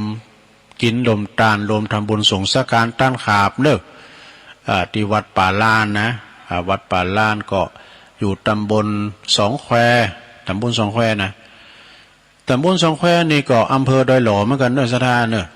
ดอยหล่อนี่ก็กว้างขวางอยู่นะสถานดังนั้นก็ไปรวมบุญกุศลด้วยกันก็มีข่าวสารงานบุญก็คือว่าวันที่24เนี่ยไก่มาแล้วเนอะสถานเนอะ24นี่เป็นวันติดแล้วนะวันติดหนาเนี่ยนะก็ขอประกาศอนุญาตแจ้งประชาสัมพันธ์แล้วก็นิมนต์ครูบาอาจารย์ตลอดถึงเชิญชวนศรัทธาญาติโยมเนอะทุกท่านเนื่องจากวันในวันที่24 เมษายนเป็นวันติดตั้งคณะพระสงฆ์หนักเผยแผ่ธรรมตั้งสถานีวิทยุทุกคืนข่ายทุกเครือข่ายทุกสถานีก็จะได้มีการจัดงานมีการสะเก่าดำโหครูบาอาจารย์พระมหาเถระแล้วก็พระสงฆ์ที่เปิ่นออกรายการทุกสถานีเนอะที่เปิ่นจัดสถานีเครือข่ายคืนสีขาวเนอะณมณพระศรีสองเมืองมณพระเจ้าพระศรีสองเมืองนะคือดอยนาแก้วเขตร้อยต่อเชียงใหม่เชียงรายเนอะกำหนดการดังต่อไปนี่ เวลา8:30ถึง10:00นะก็พระสงฆ์ก็จะได้พร้อมกับญาติโยมก็เดินทางไปถึงสถานที่ก็พากันปักถึงตูเจ้าพันนายถึงญาติโยมปักตุนโลมเนี่ยตุนสามัคคีตุนเดียวปัจจัยโลมตุนเดียวเฮาก็จะค่อยแบ่งกันเวลา10:00ถึง11:00นะก็พระสงฆ์เจริญพระพุทธมนต์สะเก่าดำโหพระมหาเถระชงแหลกยกไปจันตอนนั้นก็ชั้นเพลเวลา11:00เนาะต่อไปก็พักชงตอนบ่ายชงที่2ก็เวลาตั้งแต่เต็งกึ่งถึงบ่าย2ก็เปิดโอกาสถึงศรัทธาญาติโยมที่เพิ่นมาตอนเจ้าได้มาพักตอนบ่ายก็จะหลายช่วงบ่ายนั้นก็เริ่ม14 นาฬิกาคือบ่าย2พระสงฆ์ก็เจริญพระพุทธมนต์ช่วงบ่ายนะและก็ประกอบพิธีสะเก่าดำโหสุมาการวะครูบาอาจารย์ถวายทายทานพระสงฆ์ทุกรูปเวลาบ่าย2 บ่าย2 โมงครึ่งนะก็สักการะพระเจ้าศรีสองเมืองเนอะแล้วก็เดินทางปิกภูมิลำเนาโดยสวัสดิภาพโดยปลอดภัยดังนั้นก็โอกาสนี้ก็จึงบอกกราบนิมนต์ครูบาอาจารย์ทุกรูปนะโดยเมตตาลมกิจกรรมเป็นเนื้อนาบุญชาดาญาติโยมแก่ศรัทธาญาติโยมแล้วก็ขอเชิญศรัทธาญาติโยมทุกท่านเนอะลมปูจาคุณครูบาอาจารย์เนอะที่กำลังใจครูบาอาจารย์พระสงฆ์ที่เพิ่นเสียสละทุ่มเทมาหือธรรมะหือฟังหือตานทั้งหลายฟังทุกเช้าทุกค่ำทุกคืนนะทุกสถานีทั้งพระสงฆ์ท ตีเปิ้นออกรายการก็ดีเผยแผ่ธรรมก็ดีทั้งพระสงฆ์ที่เป็นช่างฝ่ายเทคนิคที่เปิ้นลิงสัญญาณก็ดีทั้งผู้อำนวยการสถานีก็ดีนะแล้วก็เปิ้นจะแจกไปชนียบัตรให้กับเจ้าของสถานีตัวเนาะวันที่24นะโยมเด้อวันที่24 เมษายนก็เชิญดมตั้งแต่8 โมงเป็นต้นไปณม่อนพระเจ้าศรีสองเมืองเนอะก็ว่านี่ก็ได้มาแถมอยู่หน่อยนะสนาญาติโยมที่เปิ้นมาลมปิ้นจับหาเปาะนะเปาะไหนก็ปันบาทก็เจิญได้เนอะอันนี้เปาะลมนะสนาว่านี่ก็มีแม่จันฟองปงดอนเปิ้นอยู่แจห่มบุญแม่ตาแม่ตันในแม่สะเงียมแม่พันแม่ปัดแล้วก็เปิ้นอยู่ปุ้นแจห่มลำปางหับมา1 เปาะก่อน 1,000 บาทเนอะ1 เปาะก่อน 1,000 บาทอันที่มีแล้วนั้นก็มีแม่บัวคำใจปินแม่ศรีพันเกิดสุขแม่จันสมโคคล่องโยมชื่นใจไพรวันจากปางน้ำพุ1 เปาะ เป็นรวมกันเนาะ1 เปาะก่อน 1,000 บาทก็มีแม่สายบุญจากหนองบัวชัยปราการก็แม่ศรีธรเปรมจิตแม่สวรักษ์อภิวงศ์แม่จันแก้วกรอบคำปันแม่สมใจมาแม่ศรีลาวลีนี่ก็จากใช้ประการแถม1 เปาะนะแถม1 เปาะก่อน 1,000 บาทแล้วก็ยังมีอันก่อนนั้นมาก็มีอันแม่จันเรือนใสแม่เดือนเพ็ญทิมหว่างแม่อมราวงแหวนอันนี้ก็1 เปาะ 1,000 บาทคุณแม่ศิรินทิพย์บุญเลิศจากกทม1 เปาะก่อน 1,000 บาทนะแล้วก็มีคุณกรกมลแม่กรกมลแม่กรกมลนายศรีไพรนางสาวกันนิพาพรเนี่ยเขยกลางพร้อมกับลูกหลานเนอะเปิ้นอยู่บ้านดอยน้อยพัฒนาตำบลหนองหานอำเภอสันทรายแล้วก็พร้อมกับลูกหลาน1 เปาะ 1,000 บาทเปิดอุทิศบุญกุศลแผ่พายายบุญไปหาจิตดวงวิญญาณของคุณแม่ยายผินแม่ยายผินยิ้มเขียวนี่ก็อายุเป็น100 ปีกับ3 เดือนเนอะเปิ้นก็ล้างเผาไปหรือว่าชาปนกิจไปวันเสาร์ที่16ที่ผ่านมาเนี่ยนะ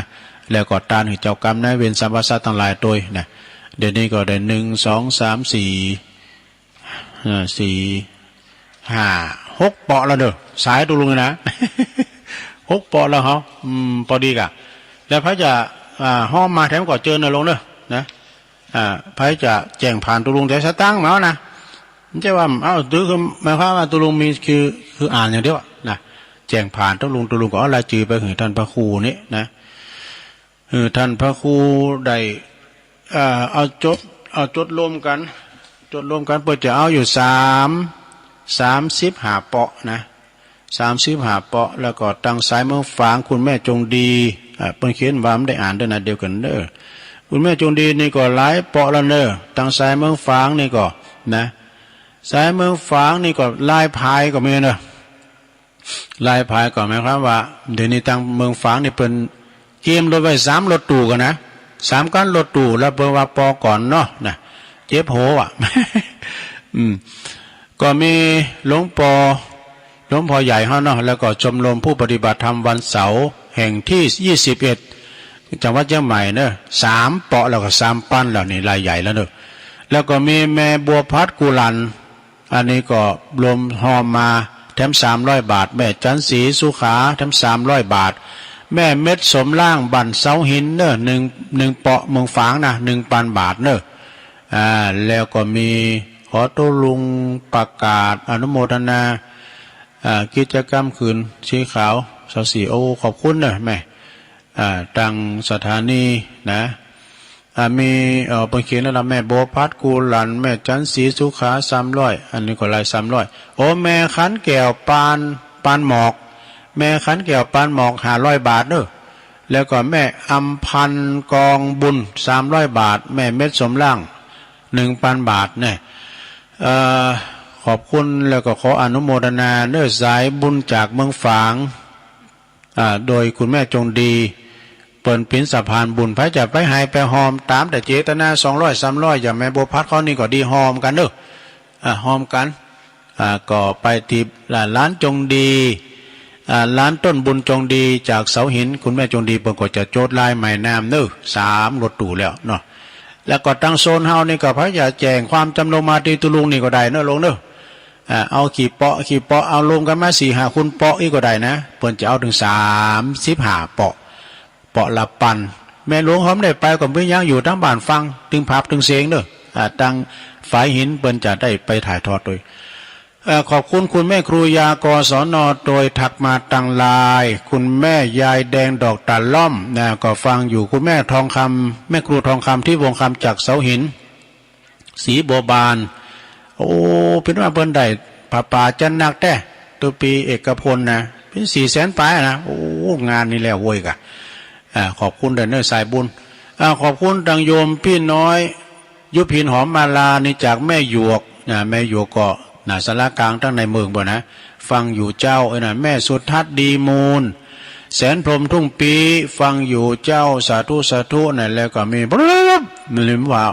คุณแม่จิรพันธ์โมป้ออันนี้เปิ้นอยู่แม่ขจารหนองบัวปุ่นนะอยู่เวียงป่าเป่ากราบไว้สาธุเจ้าฟังอยู่ชัดเจนดีเจ้าขอบคุณเด้อแม่อุ้ยน้องโดยแม่อุ้ยน้องก็ฟังอยู่นะแม่หลวงสุมาลังกาพินจาก4แยกป่าหาเด้อตำบลเมืองจีนะเพิ่นก็ฟังอยู่แม่เดือนเพ็ญทิมวางนะจากน้องหาเหมือนกันนำบ่อหลงก็ฟังอยู่เจ้านี่แล้วก็มีโอ้จังซอเนอะจังซอประจำคือแม่สายพินกัลยากราบไหว้สาธุลุงเจ้าฟังอยู่เนอะเจ้าก็เดซอเนอะแม่แสงเอ้ยนะแม่แสงเอ้ยชุติวงศ์จากแม่ย่อยสันทรายก็ฟังอยู่โยมพัฒนันท์วิจิตรไพศาลก็ฟังอยู่เจ้านี่ยวมโนนโยมนวลนิดชาวชาตินี่ก็ฟังอยู่แม่ทองคำพรหมมินจากอินทขินแม่แตงได้ฟังอยู่เจ้าตุลุงแล้วก็มีคุณแม่กันดาศรีเนตรฟังอยู่ทางหางโดงนี้ก็ชัดเจนดีตุลุงขอบคุณเนอะแล้วก็มีดอยน้อยพัฒนาหนองหานสันทรายก็ตักมากลุ่มเทพารักษ์นี่12นะแล้วก็มีชมรมสกาย87โดยเนาะคุณแม่จันเรือนใสแม่จันเรือนใสอันนี้เป็นอยู่เวียงตาการฟังอยู่เนอะแม่ทิศปากทางเจริญ ฟังอยู่แล้วก็กากับนกยูงสุมาเด้อคนดอยนกยูงไหวสาพระมิตรธรรมหลวงพ่อเนอะหลวงพ่อท่านพระครูโชท่านพระครูขันติเจติยพรเจติยากรเนาะนี่ก็หลวงพ่อจากวัดเกตการามไหวสาบารมีธรรมนะหลวงพ่อเนอะไปเนอะวันที่24นั้นนิมนต์กับไหวสานะครับเนอะโยมผ่องศรีแก้วฟั่นจากสันกำแพงแม่ทอนแม่ศรีทอนเปรมจิตจากหนองบัวชัยปราการเนี่ยยายบุญจากพระเจ้าเลื่อมพระครูนาลงโอ้ในตุงจางจังหวัดนานบนเนอะเจ้าหมูท่านพระครูนาลงกิจนาลงยานาวิโลนะตุปีลงแล้วก็จบแล้วศรัทธาญาติโยมอันนี้ก็ตักมาตังลายแล้วก็ศรัทธาญาติโยมดันหลายก็จะไปลืมเนอะวันที่24นี่ก็23นี่ก็คงจะไปกันแล้วก้าเนาะ23นี่ก็คือว่าท่านพระมหาท่านมหาสมชาติเพิ่นก็จะไปในวันที่23เพิ่นจะไปนอนพุ่นละนะแล้วก็ตัวลุงเขานี่ก็ย้ำฮู้เตอนะว่าจะไปกันวันใดเอาอาจารย์พระครูวาเนี่ยเพิ่นไปวันนั้นนะตัวลุงนี่ก็ไปตุลุงนี่ก็บะมีภาระนาทีอันใดนะขอบคุณนะสะท่ามวานี่ก็ได้รับสายจากอาจารย์พระครูไพบูลย์หมอศาสตร์เจริญพรนะพระครูเนอะพระครูนี่เปิ้นอยู่บ้านปรุงใจฟังอยู่เนอะตุลุงนะอันนี้เปิ้นหักษาโหนด้วยนะรอตลอดเวลา แม่ดีครับปุ่นเนาะแม่ดีบ้านจิตปุ่นปั่นป่าสร้างหน่อยเขาแม่ต่อมเขาแม่บุญโยงเขาเนาะตาลายปงชัยก็ฟังอยู่นี่ปนวานะอันนี้ก็ตั้งพี่น้องตั้งปุ่นโตยโอ้ปอครูปนานสุนทรบุญยสิงห์อายุ87แล้วนะปนานนะเปิ้นเป็นอดีตประจารจากน้องดูแล้วก็ปอครูเกษมปัญโยบ้านห้วยปันจ้อยเปิ้นก็มาเป็นระยะมาอย่างหาตุลุงนะแล้วก็คุณพ่อพิบูลอ้ายเสานะหมู่2มาโบกก้างสันกำแพงบนนะ ก็ฟังกันอยู่ตลอดบัดเตาแต่นั่นก็ขอบคุณเนอะสถาที่เปิ้นได้ฟังกันก็มีแม่อัมพาพันธ์ชัยเมืองยองนี่แล้วก็เปิ้นก็มีอันนี่พระสุภฤกษ์สุทธศีโลครูบาเต้ อันนี้ก็ปรมีแหงเนอะตุลูกตุหลานเปิ้นก็ฟังอยู่มาดังไอ้ถาแล้วนะอินถาการทานำดิบน้อยปตกปุ่นไปนอนปุ่นนะนอนปุ่นหิมสุวรรณวิหารว่าเนอะนะหวยหักไม้บ่ตุฟ้องตุอยู่ตลอดบะเล่งถาจากนำดิบน้อยการทาตลอดถึงตั้งหลายท่านเนอะที่เปิ้นฟังกันอยู่พอเสียวซับเขาประจวบแก้วสุขเขาไปตั้งนั้นพอเสียวไส้เขาเล็กกันทาแล้วก็พอครูเนอะพอครูศรีนวลแก้วสุขพอครูเพิ่นก็อยู่น้ำดิบน้อยเนาะตลอดถึงพอครูนะพอครูอินสมเนียมทางจากเหล่าปากก้อยอาจารย์อุปถัมภ์เขาเนี่ยนะเพิ่นก็แล้วก็ยังมีทำหลายอยู่ตังไอ้ตุ้ยเนาะ ไอ้ตุ้ยจากเราปะก้อยเนี่ยเพิ่นก็จังฟังอยู่ปีนั้นอุดเขาป่าหกฟ้าก็ขอบคุณเด้อที่เพิ่นฟังกันนะศรัทธาญาติโยมตอนนี้ก็เวลาก็ยังเจ้าอยู่แฮมเบิดในศรัทธาคำเบิดนะเวลาตุลุงวันนี้วันปุดตุลุงจะได้ออกไปตามปูนนาก็จะได้ยกเลิกให้กันเนอะเพราะว่าตุลุงก็จะติดงานศพที่วัดป่าล้านจะได้มอบไม้ถวายเวลาให้พระอาจารย์เน้นหลักได้ตอบแทนไปเพราะว่าวันนี้เพื่อจะมัดแทนท่านพระครูด้วยนะวันนี้เพื่อจัดแทนท่านพระครูอภิวัฒนวิกรมในเวลาบ่าย3ด้วยก็ถาฟังหน่อยซะได้เนอะแล้วก็ขอเปิ้นอยู่รอทั้งหน่อยหนึ่งกันว่าผู้หมวดชัยพรจบนะ6 โมงก็เข้าต่อเลยจนถึง2 ทุ่มนะแทนตุลุงครับเนี่ยตุลุงก็มีภาระงานเตียนวัดป่าล้านเนาะไปช่วยงานศพตุเจ้าแต่ว่าก็ขอบคุณเดนเนอร์ที่พระอาจารย์เน้นหลักกับน้องเจแทนไป ว่าก็ติดงานผ่าตอนบ่ายนะก็ต้องขออภัยด้วย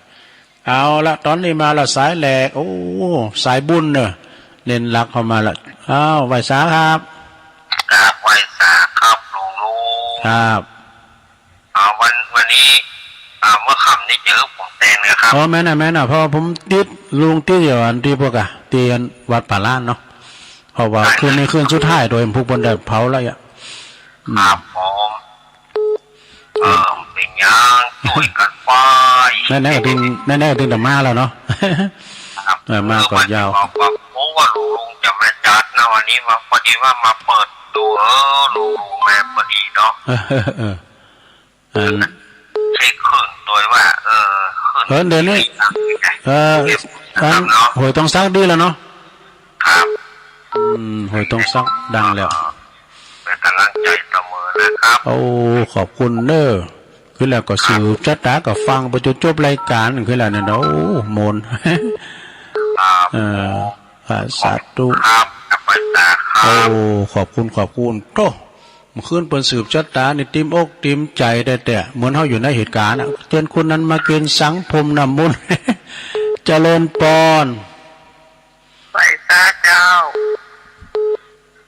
วันนี้ก็ไอ้วิสาขะนอนเดอะเบรกซิ่งนะเจ้าเราเพราะว่าใจเด็กกินไว้หนักมาเจ้าก็เริ่มวันนี้เลยนะเจ้าวันเพ็ญวิสาขะสิทธัตถะอุบัติมาเพื่อปวงประชาสุกุลาโสสากลเป็นวันตัดสู้สัพพัญญูหูมักผลยิ่งใจหายมืดมนดำลงตนทางปัญญาเป็นวันสู่นิพพานลุดจากม่านเวรวีทาพ้นโลกโศกนาบอกกับมาฝ่าโลกีพุทธองค์นิพพานแล้วคงเลือแนวทำวิธีส่องสว่างทางทีวีประชาชีเรียมอุกเรียมวีดาปงขาสักการะองค์พุทธปฏิมา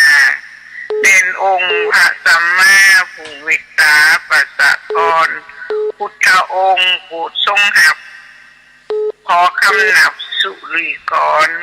เวอร์สุขสาธาพรชนนิกรนิรันดร์เถิดเจ้ากำยองวรรณกรรมนะเจ้าตะกี้ตุลุงว่าหายนะเจ้าภาษาไทยแปลว่าตาขายเจ้าไว้เถิดเจ้าแต่กันเนาะหายนี่ตาขายแล้วมันเป็นตาน่ะหายนี่บ่ใส่เพิ่นดักป่าว่ะเจริญปอนไว้สาลุงปอนนั้นประเสริฐปนังเสียท่านนั้นนะครับที่ตามเราฟังเดี๋ยวเจ้าลองสักว่าหิรักกับม่วนครับเนาะนาน้อยนาแดงเนาะครับนาน้อยนาแดงอันสัตย์เย็นนี่ครับเนอะของวัดนานของวัดแต่เจ้าครับพี่น้องสายไก่เนี่ยโตสายไก่ในเมืองนานเมื่อก่อนเนอะนี่นะตัวแทนพี่น้องเมืองนานจำเราพังตลอดครับเวลาวันที่เนี่ยฟังของทำเองเชียงตุลมาแต่ละขอบคุณปอนั้นหลายๆเด้อคุณโต๊กตำบลไหนโต๊กอ่ะมีสุขอันยังมันยับเป็นลมโพลมใสแกก็สุขเอาไปคำนี้โอ้สาธุตัวแทนพี่น้องบ้านไกลเนอะเมืองนานพวกกันเนอะปอนั้นประเสริฐเพิ่นฟังกูตุนกูองเนอะ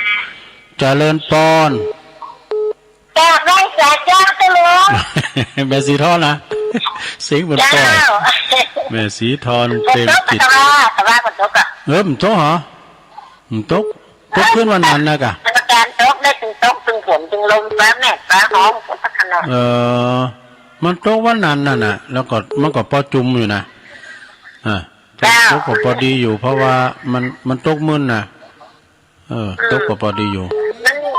ตกแล้วก็ฮอดก็ฝนก็ดีกับมันมีลมมีฟ้าห้องเลยเนี่ยได้จังหวะนี้นักประกันฟ้าแมปตัวมันน่ะฟ้าห้องน่าจะคืนนี้ได้โทรหาเปิดได้ยินอยู่ขึ้นแล้วก็ฟังประจุจบเจ้าจะเจอดีนะจะหลวงวันนี้นะขอบคุณเนอสาธุเจ้าไม่จ่าเจ้าแถมเบิดก็ฟังแถมอาจารย์เน้นหลักปจะมาเตนอาจารย์พระครูอภิวัฒนวิกรมบ่าย3 โมงแล้วก็6 โมงก็เตนตุลุงถึง2 ทุ่มเจริญปอนกลับไปสาครับโอ้มาแล้วพี่น้อง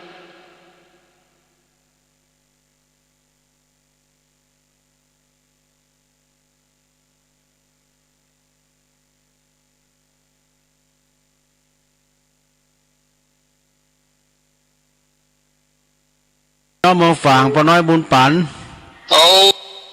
แถมเบิดก็ฟังแถมอาจารย์เน้นหลักปจะมาเตนอาจารย์พระครูอภิวัฒนวิกรมบ่าย3 โมงแล้วก็6 โมงก็เตนตุลุงถึง2 ทุ่มเจริญปอนกลับไปสาครับโอ้มาแล้วพี่น้อง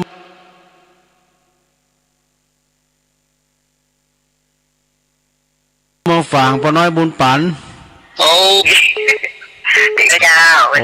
ขอบคุณเจ้าสาธุโอ้อันนี้พี่น้องบ้านกอกเนอะแม่วันตื่นแล้วแม่เสมเขาแม่อัมพันยานาตานบ้านวายเจริญปอนเจ้ากาไว้สาเจ้าทุงจังโซมาแล้วให้หน่อยดิเอาเลยก็เนี่ยฝนตกมากทุงโอ้ดีใจตัวฝนตกเย็นดีซอหามฝนตกหน่อยกัลยาเนาะอันนี้อันโตเดี๋ยวปูสอนหลานตะก้อนนะเจ้าเนาะเอาเลย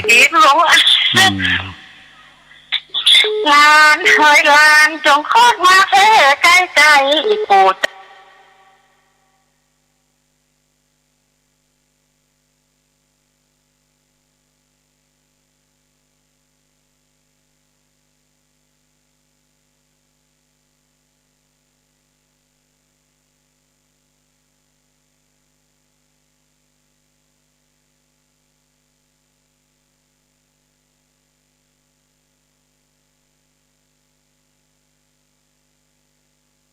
สอนจากไว้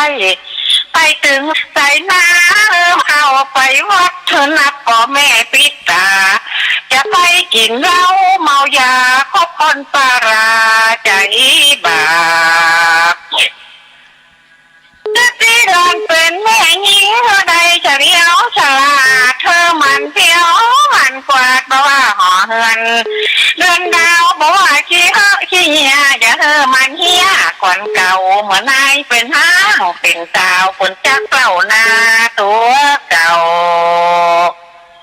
จะตีดอนเป็นพ่อใจไปอยู่บ่ได้ ยำเขารับมาเอาน้องจะไปกอดแหความโคบดีรักกำผูคนเท่าคนตอนบดีข้าเจ้าเอาของบดีรักเงินทองของกันจะตีหลานเป็นหู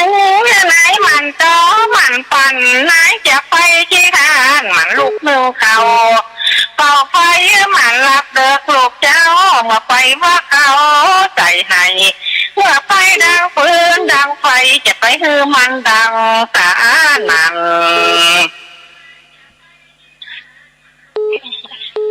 อยากรู้ว่าจะมาหรือไม่ล่ะโอ้ดีเลยเหรอโอ้ยินดีหลายๆเนอะแต่ไม่จ่าเจ้าขอบคุณสถานเจ้าของสถานีใจเนอะขอบคุณทุกลงใจเนอะเจ้าเนอะที่คือนำคำสอนเจ้าโอ้ขอบคุณเนอะแม่สายพินจังซอตรงตรงศาลเมืองปานบนนั้นนี่นะโธ่ปู่สอนหลานน่ะเขาทานน่ะทำแล้วก็มีเนาะแม่สายพินเปิ่นก็ซอสัมโมนว่าเสียงบ่ดีเด้หรอเสียงจะดีเอาเจริญปอนมาสุงค่าทุกโอ้แม่คำมาแล้วพี่น้องฟังไม่สุงค่าแม่คำพี่น้องไตฟังเจ้าแล้วเนาะเจ้าวันนั้นน่ะมาวันที่24อยากจะมาโดยแม่จงดีเขามาอยู่เจ้าอันมีเรื่องสำคัญเจ้าอ๋อมัน3ตู่กันนี่เนาะเจ้าอันเด็กจงที่3ตู้ละอันที่บ้านแม่คำนี่ฉันตู้นึงโอ้เป็นสีงั้นน่ะดูเจ้าดีแล้วป้ากันจะไปเส้นแม่จงดีเขาเพิ่นซ้ำเหลือ2คนว่าเฮ้ยอันบ้านนี่ฉันมีหนักไว้เอาแต่ตู้เอาให้ตู่น้ำพี่ยาละเอามาให้ตู่เจ้าโอ้ขอบคุณแม่คำหลายๆเนอะเจ้าไม่สุงค่ะแม่คำเขาแล้วเพื่อก็ไปเนาะแม่คำเอาไปตั้งเมตตาบารมีธรรมอาจารย์พระครูสังฆารักษ์สมบัติอภิรัมมณีโยเดนเนอร์วัดเหล่ายาวไต่เนาะ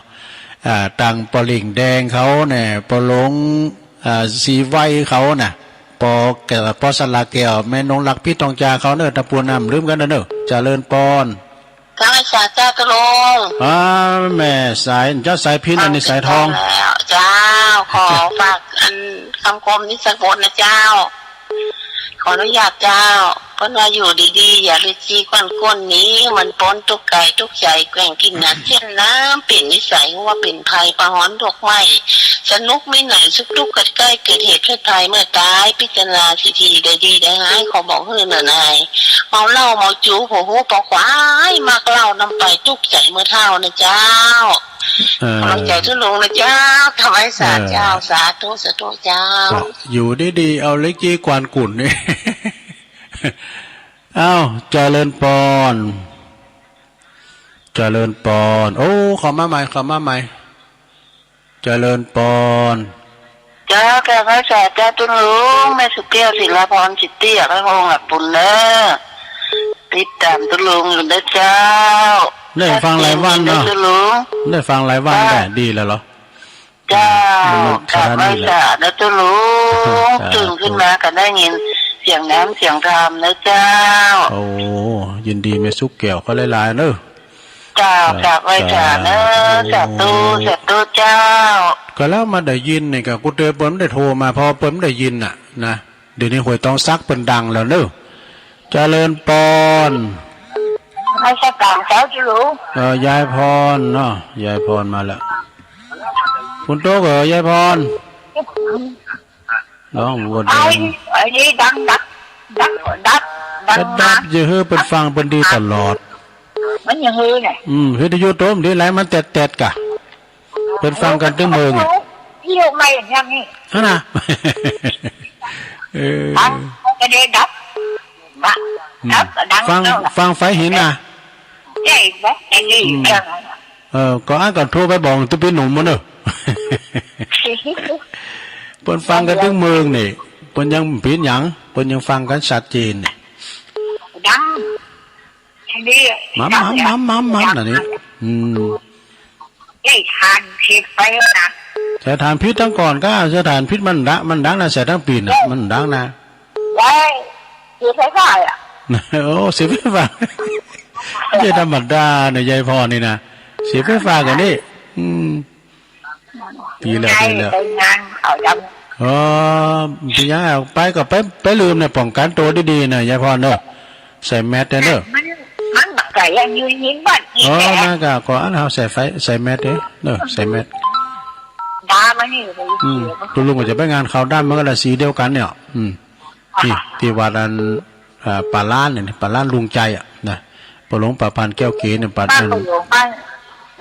บ้านปู่หลวงลุงใจฮะ หน้าบ้านป่าหลวงลุงใจนะบ้านไอ้แซมเขาเนี่ยกะเปิดชาปนกิจผู้ก่อนนะตู้เจ้าเพิ่นอายุ40ปลายนะกำลังบ่นมื้อเนี่ยเนี่ย ยังอยู่เลยนี่ นมอยู่อ้าวขอบคุณยายพรเด้อสาธุ0899555656เอิ้นไปตังปอสะอิ่งเขาตังพี่น้องตังแม่แดงขนมสินเขาหลายแก้วเด้อตังปอหลงสีวังบางคมเนตตังปุนตุงปูแดงโดยแม่จำปีฟังอยู่แม่จำปีวงฟันโหเจริญป้อนลืมไป ติดแล้วฮัลโหลติดแล้วฮะ ตังอยู่นั่น เจริญปอนสายต่อไปเจริญปอน เจ้าก่อนไม่ตาเจ้าตุลุง แม่พินเนาะแม่สมพัฒน์เจ้าฟังแต่เจ้านั้นเหรอ แม่สมพัฒ ที่ น์ จะเกียดมันหลุดไปแค่ แม่ย่อยสันทราย เจ้าคนโตตุลุงต้องมุ่งไปโตก็ได้ มันตัววันนั้นแล้วนะตัววันนั้นหลายอยู่พองพอดีอยู่โอ้หลุดไปอ้าวเจริญปอน ภาษาเจ้าตุลุงแม่อุ้ยฟังตุลุงตลอดวันเด็กอะเจ้า อุ้ยอินหายหน้าหายตาไปเด้อ พ่อวันเด็กอะเจ้า สาบเสมิง โตอยากโตแต่หักไกลก่อนเนาะฟังตุลุงตลอดอะ ฟังคืนไหนไหม คืออันพ่อโง่เจ้า โฮโง่ก็กำลังดีวันนี้นะกูเตือนก็มันจะดังนะเปิ้นปรับปรุง ก้นเนี่ยตกก้น3 วันเนี่ยก็เปิ้นแปลงแล้วเดี๋ยวนี้ดีแล้วเดี๋ยวนี้ก็สแตนบายทั้งหลัง มันจะรุ่งตลอดแต่เช้า ขอบคุณนะอุ้ยเด้อบุญรักษาหลุดแล้วเข้ามาใหม่อันนี้เจริญปอน ภาษาเจ้าตุลุงไม่สาวรักใช้ประการเจ้านี่ใส่ปาก เจ้าก า ฟังอยู่เจ้า ใส่ปากการเนาะ เจ้าฝนตกแล้วเจ้าตุลุง2 แรงแล้ว ฝนตกนี่ได้กะ เจ้าทั้งฝนทั้งลมเจ้า โอ้ลมนี่มันขนาดใดเจ้าลมบ่ค่อยได้ เจ้าภาษาเจ้าตุลุงเจริญปอนเด้อขอบคุณหลายๆเด้อสาธุสายต่อไป0899556506เจริญปอนอาจารย์ลุงป้าบุญมีได้ยินหลายวันนะเนาะดีละอ๋อนี่ดีแล้วคงว่าก็ดีคงก็ดีแล้วครับเมืองกลางหน้ามันนะน้าเอาค่ะโอ้เขาบอกว่าเมืองกลางน้องแล้วกันฝนตกดีขอบคุณป้าบุญมีเนอะบอกว่าจ้าป้าบุญตังก็พูดนะเอิญประตังปลงอินค่ำชมพูพลอยพี่น้องหลายปีแล้วเนอะแม่ครูสุพรรณาอิมังเขาเปิ้นก็ฟังอยู่เจริญปอน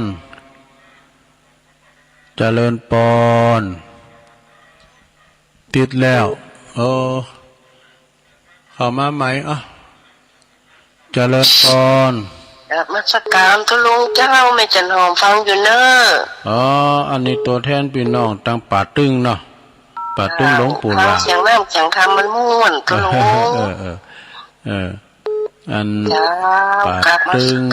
เจ้าป่าตึงหลวงปู่เนาะเจ้าอันนี้แม่จันหอมเสียงนี่คล้ายๆเหมือนเสียงแม่ครูลาวันเจริญปอนภาษาเจ้าตุลุงแม่เหลียวมาแล้วพี่น้องตาคงเป้าจะขึ้นกับฟังในรอบเนี่ยมันสถานีดีแล้วหรอเนาะคงเป้าเนาะแม่เหลียวแม่โบกีเขาก็ฟังกันเนาะแม่โนนสุตาคำฟังกันปอทันนัดก่อนมูสี ฟังกันหลายนะคงเป้านะบ้านหลวงจอมตองนี่อังคันลักกานี่ขอบคุณแม่เลี้ยวหลายๆเด้อ0899555606แม่จันสีเจ้าไว้ค่ะเจ้าท่านนานแม่จันสีสุขาสุขาเนาะแจงโหลินแจงโหลินเจ้าวันที่30จะไปอยู่แน่ปักกันบวกอะเนาะ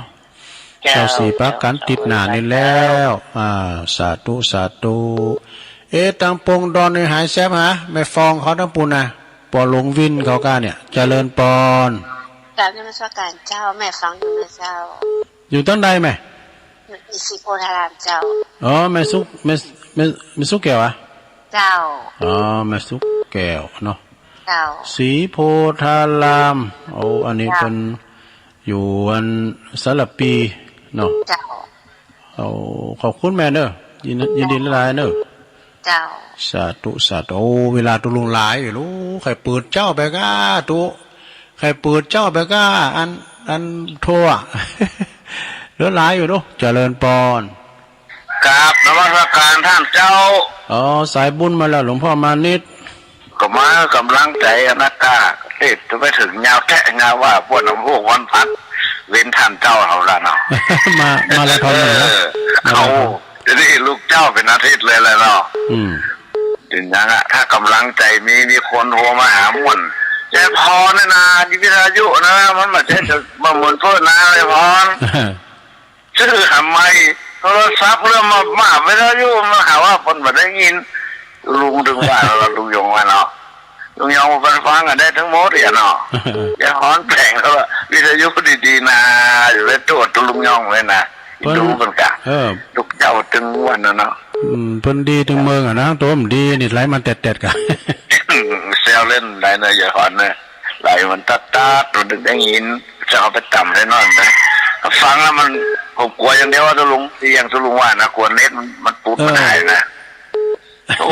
ซึ่งใจกำอู้คำจ่าของท่านหลวงพ่อเนาะว่าท่านนโมสวาเนี่ยนะได้การหลวงพ่อในบทอุจักใจเลยกรรมที่ดีที่สุดคือว่าทุกคนที่สละค่าอินเทอร์เน็ตค่าไฟค่าน้ำอย่างนี้นะเป็นเด็กใจศรัทธาหรอถ้าเพิ่นมีเสน่หาในการฟังการอู้ของท่านของทุกเจ้าทุกตัวโอนเพิ่นก็บ่ได้บริจาคบ่ได้เงินเนาะบ่ได้เพื่อเนาะนั่นน่ะว่าทุกสตางค์ได้บิดแบ่งกันหมดถึงค่าของชีพค่ากินค่าอยู่ค่าเลี้ยงตัวเลี้ยงครอบครัวถึงทำบุญด้วยนะลุงเนาะแม่น่ะวันนู้ถึงล่ามาได้การฟังวิทยุเนาะมีอินเทอร์เน็ตดีๆมันไม่ได้อย่าไปลืมต่อเน็ตเนอะลุงเนอะอันพูดวันที่25บ่กะ25 26บ่กะเพราะว่ามันต้องเม่นการเม่นงานผมไป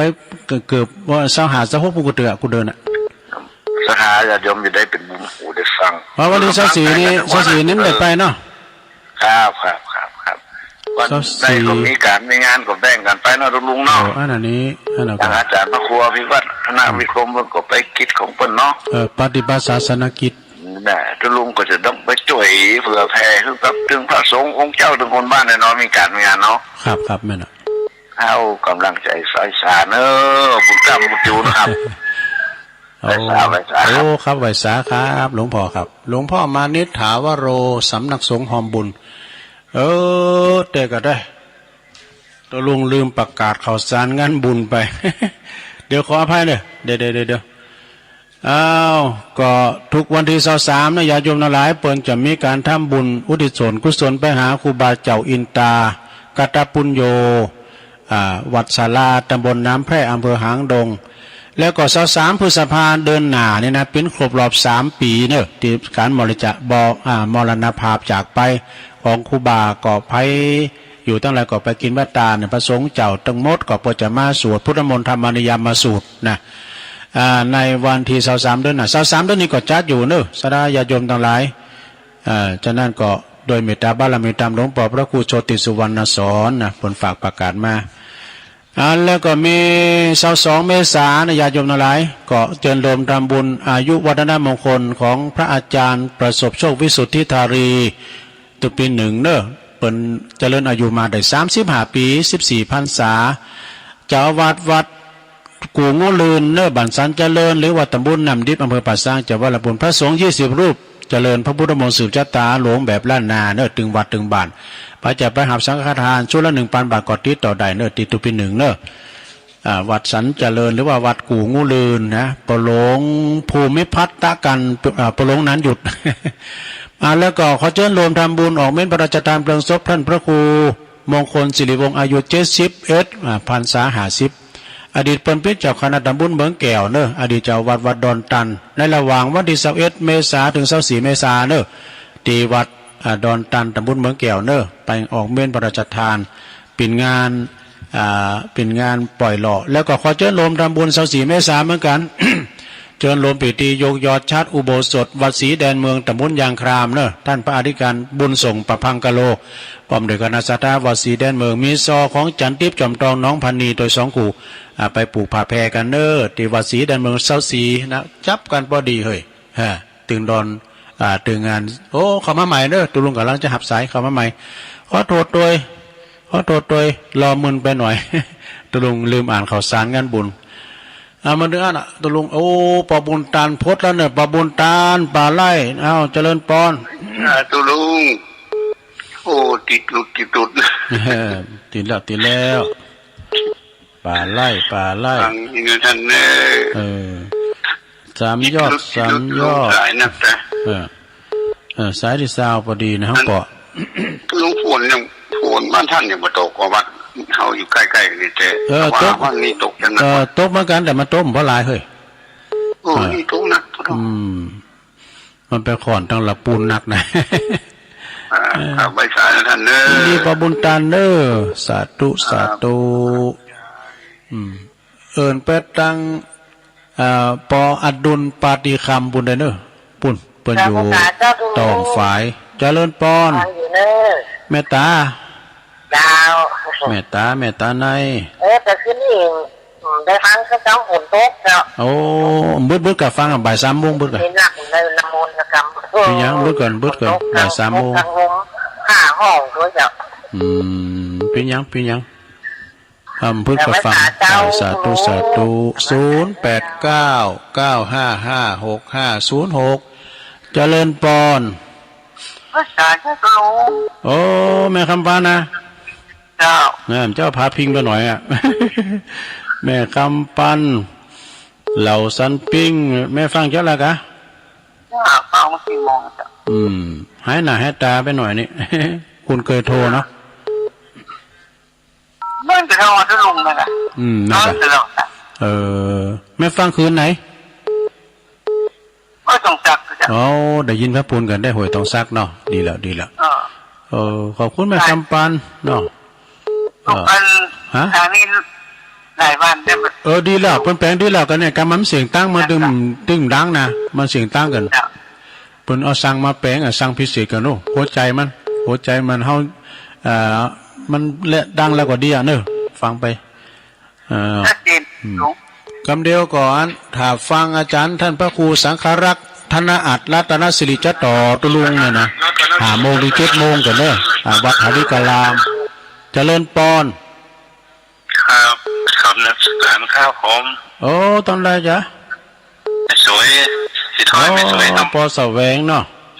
ครับปอสแวงเยอะแล้วตื่นสายไปหน่อย4 โมง4 ถ้วยฟังนั่นครับแม่สวยฟังซ้ำสักครับพี่ยังไม่แรงบัดได้ยินนะบัดได้อยู่ผมไม่พี่ยังพวกเจ้าก็ฟังแถมเด้อครับผมพวกฟังแถม